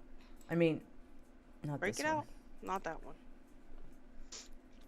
6 months to write 9 pages. 9 pages of nothing. Mm-hmm. Yeah, they give 5 towards the bottom. They give 5 steps. I think it's 5 steps, 5 things that they're going to implement. That they're going to make changes. They go through. They do say that they are convinced that these are actually physical objects. These aren't radar artifacts. These aren't sensor malfunctions. At least the 144 reports that they had. That these are physical objects, and they do specify somewhere in there about how there's no discernible means of propulsion, they move all erratically, like stuff we can't explain. So multiple sensors is radar and what else would be tracking? Yeah, we have those new advanced. We were talking about this, I think, a couple of weeks ago. We have this. Oh damn! Thanks, Graham. Keep doing what you do, chick dudes. Alara, get your feet in the ground foil, you rock and roll. Drinks on me, ladies, or vegan soups. Whatever you love. Thanks. Much love. He's a rare and delicate flower, just like me. Right? Yeah. That's great. All right, so where was I? 144 reports originated from USG sources. Of these, 80 reports involved observation with multiple sensors. But that's what I'm asking. What are... Oh yeah, they're able to, like, we were talking about how they have the new technology, like, that was out on the Nimitz and whatever, that it was able to track from like 3 points at once. Basically, the signal wasn't just coming from a single point. They had multiple sensors tracking that were able to collate that data and show that this was an actual thing and not just some sort of a radar glitch.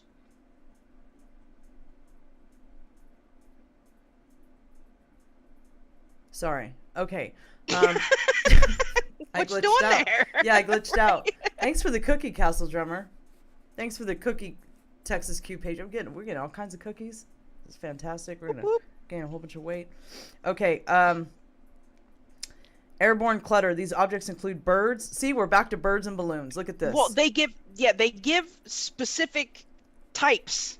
Like, these things could be one of these things. And maybe there's like 4 airborne or 5 clutter, types. which we're back to birds and balloons and recreational unmanned aerial vehicles, airborne debris, natural atmospheric phenomenon, crystal. Okay, there you go. Ice crystals, moisture, and okay, so then USG or industry development programs. Observations could be attributable to developments of classified programs by U.S. entities. We were unable to confirm, however, that these systems accounted for any of the UAP reports we collected. Foreign adversary systems. Some UAP may be technologies deployed by China, Russia, another nation, or a non-governmental entity. So, aerospace. Yeah. So that's but aerospace. they couldn't pin any of those reports on any of those things. That's why they said it's not us. We can't prove, And then other would be, although most of the UAP described in our database probably remained unidentified due to the limited data or challenges to collection, processing, or analysis, we may require additional scientific knowledge to so we need money. Well, yeah, of course. I think they're asking for like another 60 billion. But other would be the category where they would put pending scientific actual advances. aliens. Right. If they were able to say that publicly. If it's not birds and it's not ice crystals and it's not secret government programs, then it's this other category that we don't scientifically understand yet and might be aliens. So but instead of putting things in that category, they just say it's unidentified still. So White Hat and I will be on tomorrow? Yeah, tomorrow night at 9 p.m. Eastern, and we're going to break down every line of this thing and analyze it to death. So, got to do the best you can with what you got. I'm sure there's little nuggets maybe of something, I'll use the Force. I'll figure it out. But yeah, so that'll be tomorrow night, 9 p.m. Eastern. I'm pretty sure it's going to be on my channel. So I'll get the link up tomorrow, guys, and I'll post it over on my Telegram. Okay, so where were we? More pseudo-profound bullshit. Pseudo-profound bullshit. Lots of it tonight. All right, so let's see. Oh, more. Okay, so more stuff. DoD now requires to report any UAP activity within 2 weeks. Yeah, they signed that memorandum. Yep, I can't read it on this screen. A recent report. You can't make it any bigger? No, I mean, really, maybe. Oh, there we go. Okay. Let's see. Recent report from the Office of the Director of National Intelligence highlights the current challenges associated with assessing unidentified aerial phenomena occurring on or near DoD training ranges and installations. It is critical that the United States maintain operation security and safety at DoD ranges. To this end, it is equally critical that all U.S. military air crews or governmental personnel report whenever aircraft or other devices interfere with military training. This includes the observation and reporting of UAPs. The report also confirmed that the scope of the UAP activity expands significantly beyond the purview of the Secretary of the Navy, who heads the Unidentified Aerial Phenomena Task Force, and suggested process improvements to ensure timely collection of consistent data on UAPs. Consistent with these recommendations and to improve partnership with the OD and other DoD organizations, I direct the Office of the Undersecretary of Defense for Intelligence and Security to develop a plan to formalize the mission currently performed by the UAPTF. The plan should: Number 1, establish procedures to synchronize collection, reporting, and analysis on the UAP problem set, and to establish recommendations for securing military test and training ranges. Identify requirements for the establishment and operation of the new activity to include the organizational alignment, resources, and staffing required, as well as any necessary authorities and a timeline for implementation. 3, be developed in coordination with the principal staff assistants, the chairman, the Joint Chiefs of Staff, the secretaries of the military departments, and the commanders of the combatant commands, and with the DNI and other relevant interagency partners. All members of the department will utilize these processes to ensure that the UAPTF or its follow-on activity has reports of UAP observations within 2 weeks of an occurrence. Well, at least that's some progress, right? People are actually allowed to report it now. Yes, across the branches. So, like, now there's going to be a standard form for for everybody. Air Force, Army, Navy, and they got 2 weeks to turn it in when it happens. So, I mean, that's something, I guess. What is this Luis Elizondo thing here? So, Luis Elizondo says the government has much clearer photos and videos of UFOs. The 3 videos that were released are the least compelling. Yeah, but I mean, basically, it was part of an interview that he did where he was saying they only gave you guys the whack. Right. We got nothing. The whack vids. Yeah, but Congress saw some of these videos that we haven't seen that are supposed to be a lot more clear and, Yeah, Jeremy Corbell claimed he had some stuff he was going to break, and I've yet to see that. It was supposed to drop the day of the report, and that was some pseudo profound bullshit too. All right, what's this? Robert Salas, Maelstrom case, 1967, when he was captain of nuclear ICBM installations. Oh yeah, he was mad. The UAPTF report is out, and it is crap. It is typical Intel BS. Right, what was that again? Something typical profound bullshit? Pseudo-profound bullshit. Pseudo-profound bullshit. Yeah, it's typical Intel pseudo-profound bullshit whenever they don't want to say anything. In brief, it is saying to Congress, we don't have anything for you. If you send us money, we will come back in 6 months and say the same thing.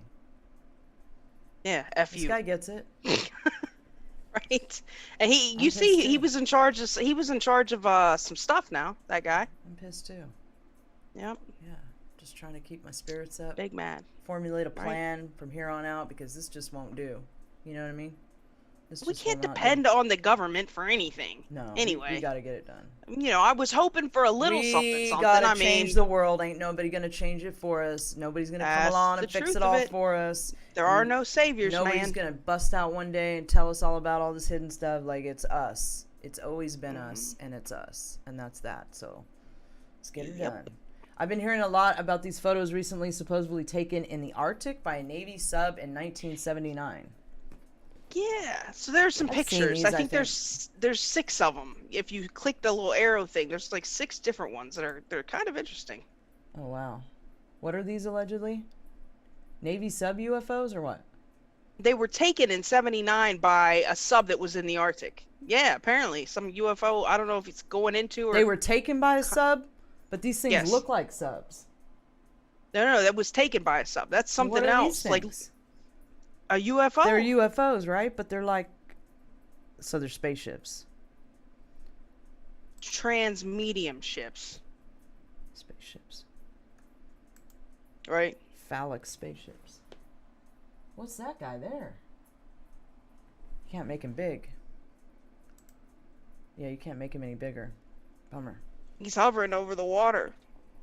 Gary says he knew they weren't going to tell us nothing, right? Right. Well, I mean, yeah, Gary, but also they got to start telling it. Like, they have to start disclosing this technology. They can't hang on to it forever. They don't want to go down the rabbit hole of where it leads. They don't want to be accountable for none of that, but they have to start disclosing on some level. Like, it's FOIA requests. It's just going so... Yeah, cigar ship. Thank you, Toots. So it's just going way slower than I ever even imagined they would take it. Like, they really are stalling as long as they can to tell us anything. Really, all they've done is opened up the conversation at this point that there's ships out there. That's it. That's all they've done, you know, which is very much a letdown. Okay, so where was I? The report. All right, so I think that kind of... Oh, you forgot to... Yeah, wasn't that in the UFO video section? Or did I put that in the disclosure section? Oh, it was. I put it in the disclosure section. So yeah, if you guys want to go through the whole report line by line and try to understand this, what you call it again, profound bullshit, that they came up with. Pseudo-profound. The pseudo-profound bullshit they came up with. Come and check out me and White Hat stream tomorrow night, 9 p.m. Eastern. We can go into it in more detail. All right, so I guess it's about that time, Foil. UFOs. About that time. That's right.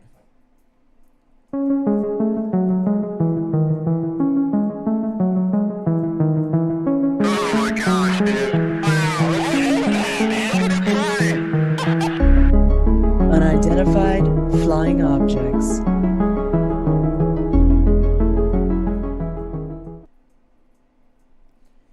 Yeah, somebody said, Texas Q Patriot said, we need a fat leak from Congress. They're great at that. We need a whistleblower is what we need. We need a few of them. We need some document dumps to come out of nowheres. That's what we need, because look, if that happens, then they can't keep this up. They're going to have to tell us something. So that's what we need to be praying for, is that somebody who's got some real sauce comes forward, you know what I mean, and decides screw their NDA. That would be great. Right. Anytime now. That's right. Anytime now. There's no time like the present. Let's do this. Right. Okay, so what do we got here? Let's check this out.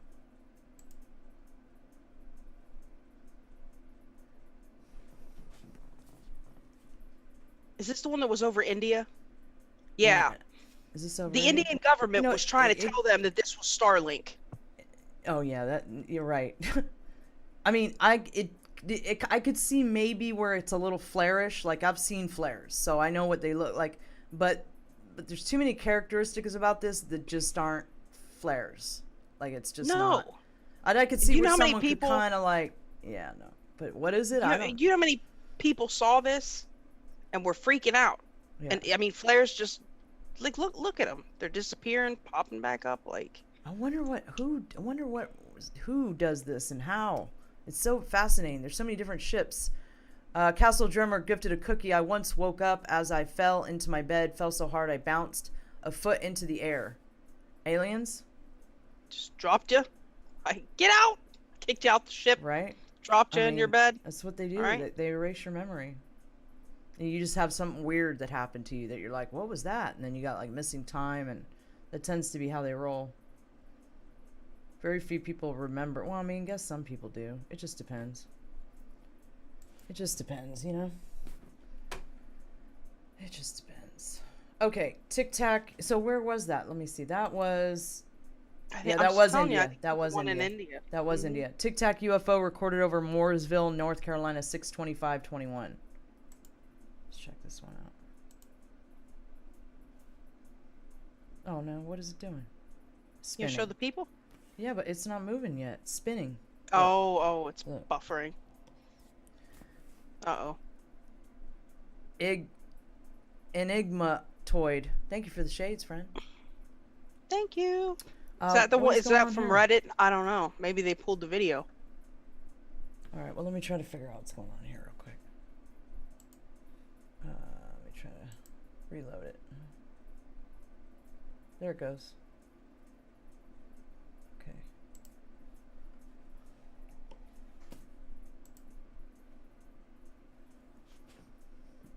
Just cruising right along.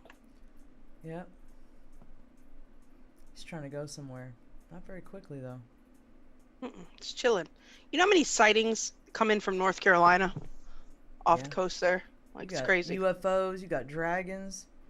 You got baby dinosaurs. You got all kinds of stuff. Yes, ma'am. I gotta move out there.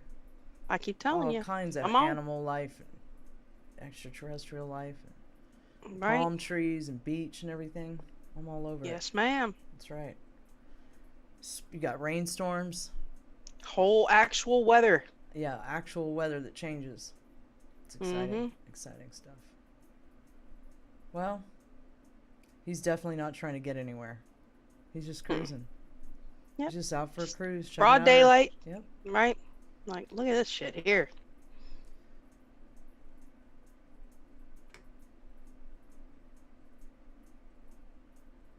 All right, well, I mean, yeah, it looks like a Tic Tac to me. I'll buy that. I'll buy that. All right, let's see. What do we got next? So this FBI document. Oh, yeah, I forgot about that. But do we even have time? It's up to you. We could cover that next week. We don't have to cover that right now. Okay.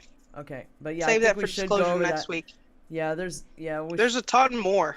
Yeah, we should. Well, yeah, or maybe we'll just do a separate show where we'll dig into some of these FOIA. That'd be good. Documents That'd be and good. stuff that we found. What's going on, Scott? Good to What see up, ya. fam? Hi, Tanette. Previous was Starlink. You really think that was Starlink, friend? Starlink stays in a straight line and they don't disappear like that. All right, how many of you think that could have been Starlink? Put a 1 if you think that could have been Starlink. 2 if there's no way that was UFOs. The Indian government told them it was Starlink. Therefore, I tend to think it was definitely not Starlink. Plus, it was like disappearing and reappearing. I've seen Starlink and I've seen flares. It wasn't. In my opinion, that was not Starlink and that was not flares. I I've don't seen think both. so. But look, Starlink got me for a minute. When I first saw it, I didn't know they could be that low. And I was tripping, but I knew deep down too. Like I was like, yeah, this is weird. What's going on? But then I was like, no, that's too consistent. That's Starlink. It has to be, And then that's what I found out that it was Starlink. Rebel Fire says it's not Starlink. I'm getting 2s. Troy Cook says not Starlink. Alfredo's giving me 3 zeros. I don't even know what that means, but we'll go with it, Alfredo. I got your email, by the way. Yeah, Thank you. right? Yeah. Morning Flower doesn't know. Everybody else is rolling with 2s. Death Memes is throwing me a 23. For what reason, I don't know. But, it's a good number. Yeah. So, everybody else is going with 2. Yeah, it looks like nobody's buying it. Nobody is buying it. Yeah, T-Roy said, great show tonight, Woke Societies. Go and catch Scott's show if you were here tonight. So, he had a great whistleblower on with some China stuff that I'm definitely going to have to go and check out. China! Yeah. Yep, heard it was going to be a good show, so go and check that out when you guys get a chance. What are we going to move on to now, Foil? All right, well, there's a couple more UFO videos. Yeah, this one, I hope I have it put to the right place. Secure Team. Thank God Tyler's back. Shout out to Secure Team 10. I know, right? Yeah, here. Yeah, I thought this was kind of wild. I saved it for some reason.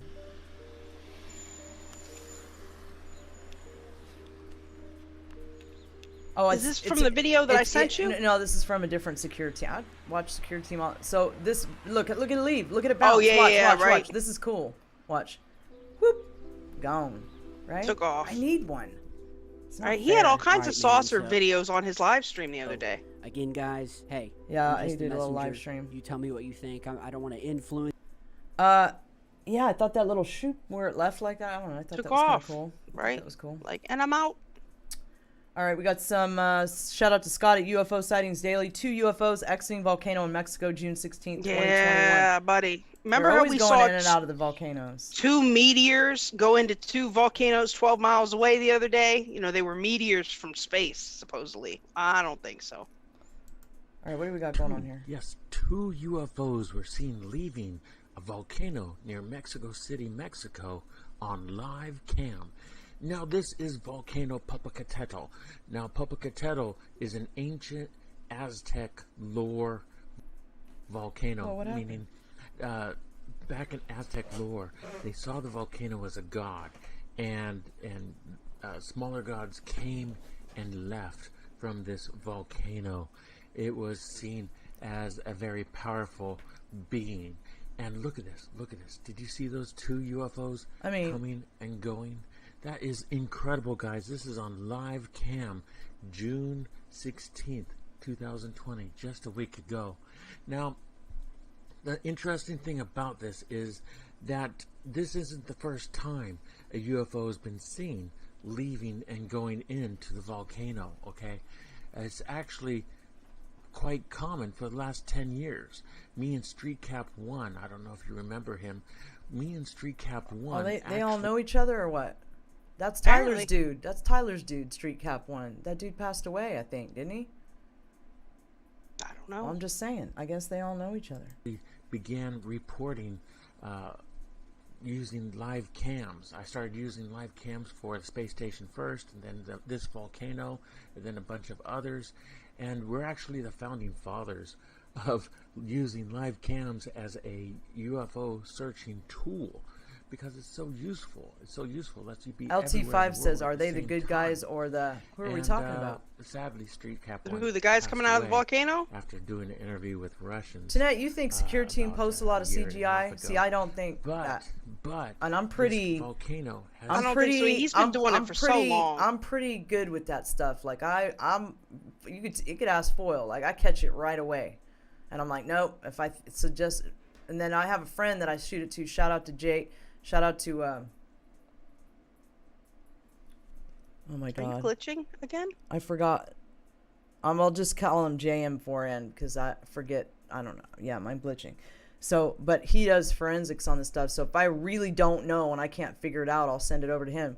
But in my opinion, I think Tyler, I like his channel because he doesn't do that. I'm not going to name other people, but there's other people out there that do that and have done that. And that's not what this is about. So I don't tend to watch them like I do him. Like I really like Tyler's work. I think he's great. I think he's super great, and not just because, and that's probably why his channel's so big. I don't know. It's right. He really is great at what he does. So, all right. So let's go to the other one. Let's see here. Those channels that be pumping that clickbait and CGI. I tend to not be into that because I want the truth, even if it's not cool. All right. So this is what the UFO sighting in El Cajon Pass in San Bernardino that Tyler put up. Is that what you're talking about? Because I have this one. I don't remember. I had 2 timestamps on his from his live stream. From Tyler, right? Okay. El Cajon Pass. I'm not sure. Oh yeah, this one was good. California. 6/20/21. So let's go ahead. Where are you at? There you are. Jeanette still thinks a lot of it. Well, we can disagree, friend. It's all good. You might hear a slight echo here.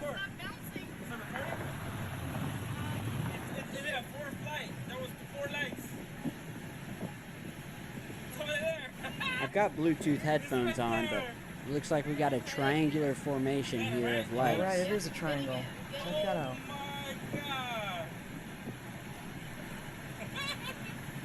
It's wild. There's a lot of that. Man, there's a lot of that in California. Look, both close contact experiences I've had and the other stuff that I've actually taped, it all happened in California. Always California. I'm telling you, man, that's where they got a lot of secret squirrel stuff out there. You know. I mean, and really, if you think about it, like the ET ships and stuff, that happens other places. But if you really think about the instances that I've had with our stuff, that was all in California. Oh, So, we've definitely got. That's why I said something about North Carolina too, because there are a lot of, Lockheed and Boeing and them have stuff out there. Same thing with California. I think that's why there are a lot of sightings out there, because a lot of it is ours. Okay, before we jump into space weather with Alexis, weather. Should we cover this real quick? Iran-backed militia in Iraq, Syria hit by U.S. airstrikes. I mean, it is the latest with defense. We should probably check this out real quick. I mean, throw it up there. You said this. Where? Okay. It's got. Oh no, you got. It wants you to put your info in there. What's the date on that? Today? June 27th. Yeah. Yeah. Carried out another round of airstrikes against Iran-backed militia in Iraq and Syria in response to drone attacks by the militia against U.S. personnel and facilities in Iraq. Russia has a lot of forces in Syria. So unless we can pull up another Iran-backed militia in Syria, so Syria hit by U.S. airstrikes. Give me just a second. I'll try to get another one. I can pull it for next week. Airstrikes. But yeah, Russia's heavily invested in Syria, obviously. Here's a Reuters article. U.S. carries out airstrikes against Iran-backed militia. Let's see. The United States said on Sunday it carried out another round of airstrikes against Iran-backed militia in Iraq and Syria, this time in response to drone attacks by the militia against U.S. personnel and facilities in Iraq. In a statement, the U.S. military said it targeted operational and weapons storage facilities at 2 locations in Syria and 1 location in Iraq. It did not disclose whether it believed anyone was killed or injured, but officials said assessments were ongoing. The strikes came at the direction of President Joe Biden, the second time he has ordered retaliatory strikes against Iran-backed militia since taking office 5 months ago. Biden last ordered limited strikes in Syria in February, that time in response to rocket attacks in Iraq. As demonstrated by the evening strikes, President Biden has been clear that he will act to protect U.S. personnel, the Pentagon said in a statement. The strikes came even as Biden's administration is looking to potentially revive the 2015 nuclear deal with Iran. The decision to retaliate appears to show how Biden aims to compartmentalize such defense strikes while simultaneously engaging Tehran in diplomacy. Biden's critics say Iran cannot be trusted and point to the drone attacks as further evidence that Iran and its proxies will never accept a U.S. military presence in Iraq or Syria. Biden and the White House declined comment on the strikes on Sunday, but Biden will meet Israel's outgoing president, I can't pronounce his name, Reuven Rivlin, at the White House on Monday. On the White House on Monday for a broad discussion that will include Iran and U.S. effort to re-enter the Iran nuclear deal. Those efforts have raised serious questions in Israel, Iran's arch foe. Yeah, it's going on for a while. They said Iran's outgoing president or Iraq's outgoing president? Israel's. Israel. Oh, Benjamin Netanyahu who got displaced in Israel. Reuven. Is this an old article or something? Is this not recent? Where's the date? 2017. No, he was prime minister. This is it. Yeah. Reuven Rivlin. Oh, Netanyahu was prime minister. Right. I think. Outgoing president. So they have a president too, or what? Yeah. I mean, I reckon. They got Let both? me go look. I guess so. Learn something new every day. Okay, so thank you, Texas Q Patriot, for the can. Appreciate that. Let's see. I'm gonna go. Reuven Rivlin. Yeah, he's going out with Netanyahu. All right, I'm gonna go ahead and roll the space weather, you guys. Space weather. Beep bubble beep.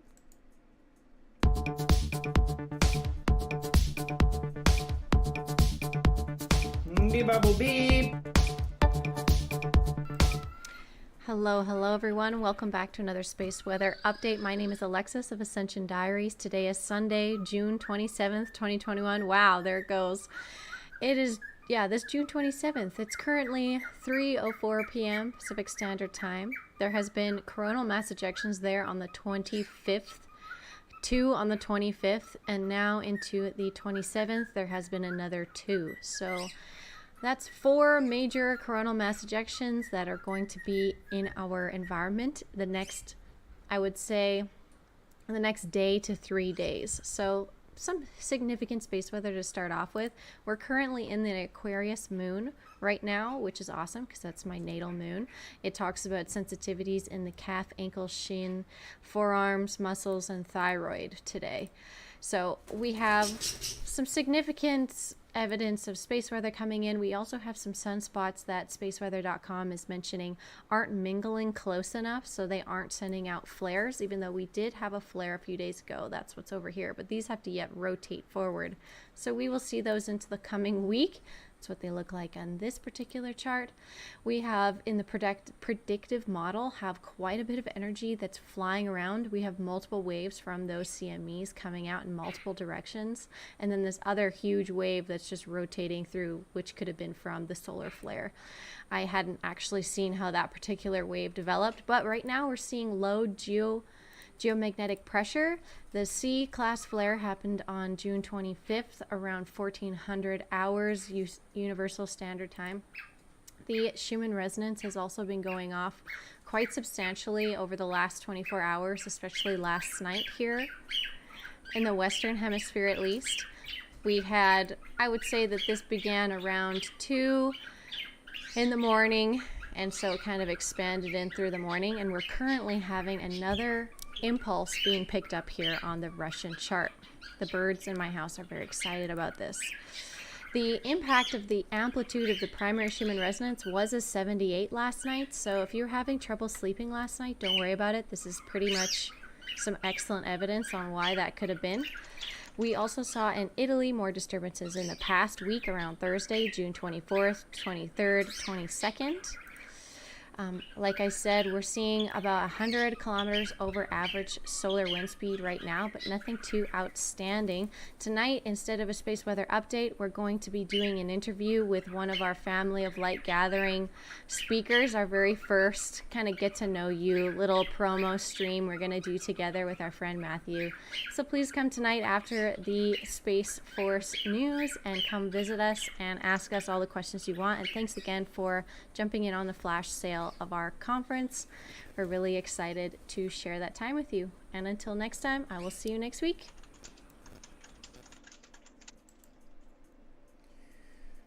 All right. Yes, I was letting my little ears rest, guys. My little ears need to rest. Graham, Okay. thank you again. Much love to you, sir. Yeah, we appreciate your donations very much, but you can like chill out on the disrespect, because I really don't care if you're donating or not. Don't do that.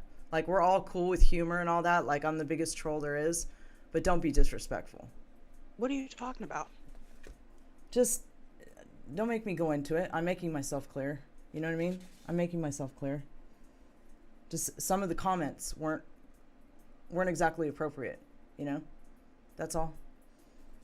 All right, so let's see. What do we have? Okay, gold pills. Can you do gold pills, Foil? Just quit tripping on it. Let's move on. Yeah, you're asking me to click on things. Hold on. All right, so my foxhole is frozen. Okay, I'm gonna go ahead and release the scratching and release the chest while you're doing that, and then we can go over announcements real quick.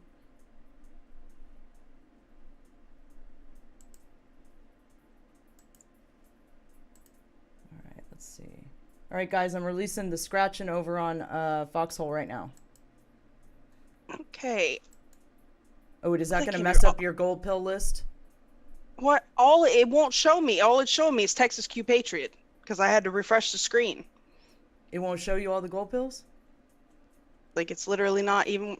Okay, oh, here goes. It had to load. Okay. Nope. Sure won't. I don't know what the hell. Nope. Great. All right, well, let's see here. All right, let's see here. Wait, is it loading? Nope. All right, I'm going to release the chest over on D Live right now, you guys. But we love you.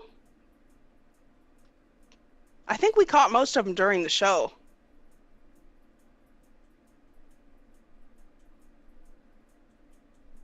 But yeah, well, let me go back past there. It's frozen. Okay, so that's releasing right now, and they're both gone. Okay, so let's see. So if we can't do, that sucks that we can't thank the gold pills, but I think we got most of them in the chat when they came through, so not the end of the world. Okay, so as far as upcoming shows, events, and announcements, Friday, Foil will be back with Conspiracy Theory Trivia with Tyler Koala at 8 p.m. Eastern on her channel. Tuesday, 7 p.m. Eastern, Foil will be with Mr. C. They will be on Tuesday, 7 p.m. Eastern. Let's see, like I was telling you guys earlier, White Hat and me will be on tomorrow night at 9 p.m. Eastern here on my channel. I'm not sure if we're going to simulcast it or not, but I will definitely make a post on my Telegram. My Telegram is the main place where I post stuff these days. I have other accounts, but it's the main place to keep up to date with stuff. And my Telegram is Alara of Sirius channel. The next show after that, let's see, Methods to Madness, 2 to 4 p.m. on Wednesday. That's Eastern time zone. There won't be any couch this week. There won't be any more Conspiracy Couch until these events are over with. So, yeah, we'll really only be doing Space Force news on this channel until I get past these conferences. So as far as the conferences go, Family of Light Gathering in Sedona, Arizona. You can go to familyoflight.info for more information on that event. Also, the Science, Spirit, and World Transformation Conference at ESETI Ranch. You can go to ECETI.org for more information on that event. And they are both in July. I believe ESETI is July 14th through, don't get me lying, 14th through that weekend, and then the Sedona event is the weekend directly after that. So yeah, other than that, I think that about covers announcements. Did you have anything? Well, I'm going to be live with Severe right after the show. Oh, yeah, and, yeah. I forgot about Tyler that. and I are going to be live tomorrow at 8 before you and White Hat do your thing. Oh, you're going to be live in addition to the conspiracy trivia. You guys are going live tomorrow at 8 p.m. Eastern? Yeah. Okay. Just with some pseudo-profound bullshit, I'm sure. Right. That'd be awesome. Right. So, and then what? You're on with Severe directly after this show? Yep. On Foxhole? Cool. Yep. Cool. All right, guys. What else? Foil? Is that it? Guys, that's it. Go share, subscribe. One second. Let me thank you to the mods. Thank you so much, mods, for all your help and dropping all the links. Thank you for sliding that article to us, TikTok, if you're still out there. Really appreciate it. And I think that's about it. All right. Go ahead. Like, share, subscribe, guys. Go over, follow us on DLive, Twitch, Pilled, Foxhole. You already know what it is. You can donate directly to Space Force News live via Cash App and Venmo. The links are in the description below. Also, our personal links are in the description below. There's some link trees down there. Go check that out. If you want to support us and a veteran-owned business, you know what it is. Go to BeardVet.com, promo code SFN at checkout for 10% off. All your coffee and beard grooming and meat rub manly needs, you can get over there and meet us back here next Sunday. Another awesome episode of Space Force News Live. Until then, keep your eyes on the skies and stay loyal. We are your news in this dimension and the next. Much love, everybody.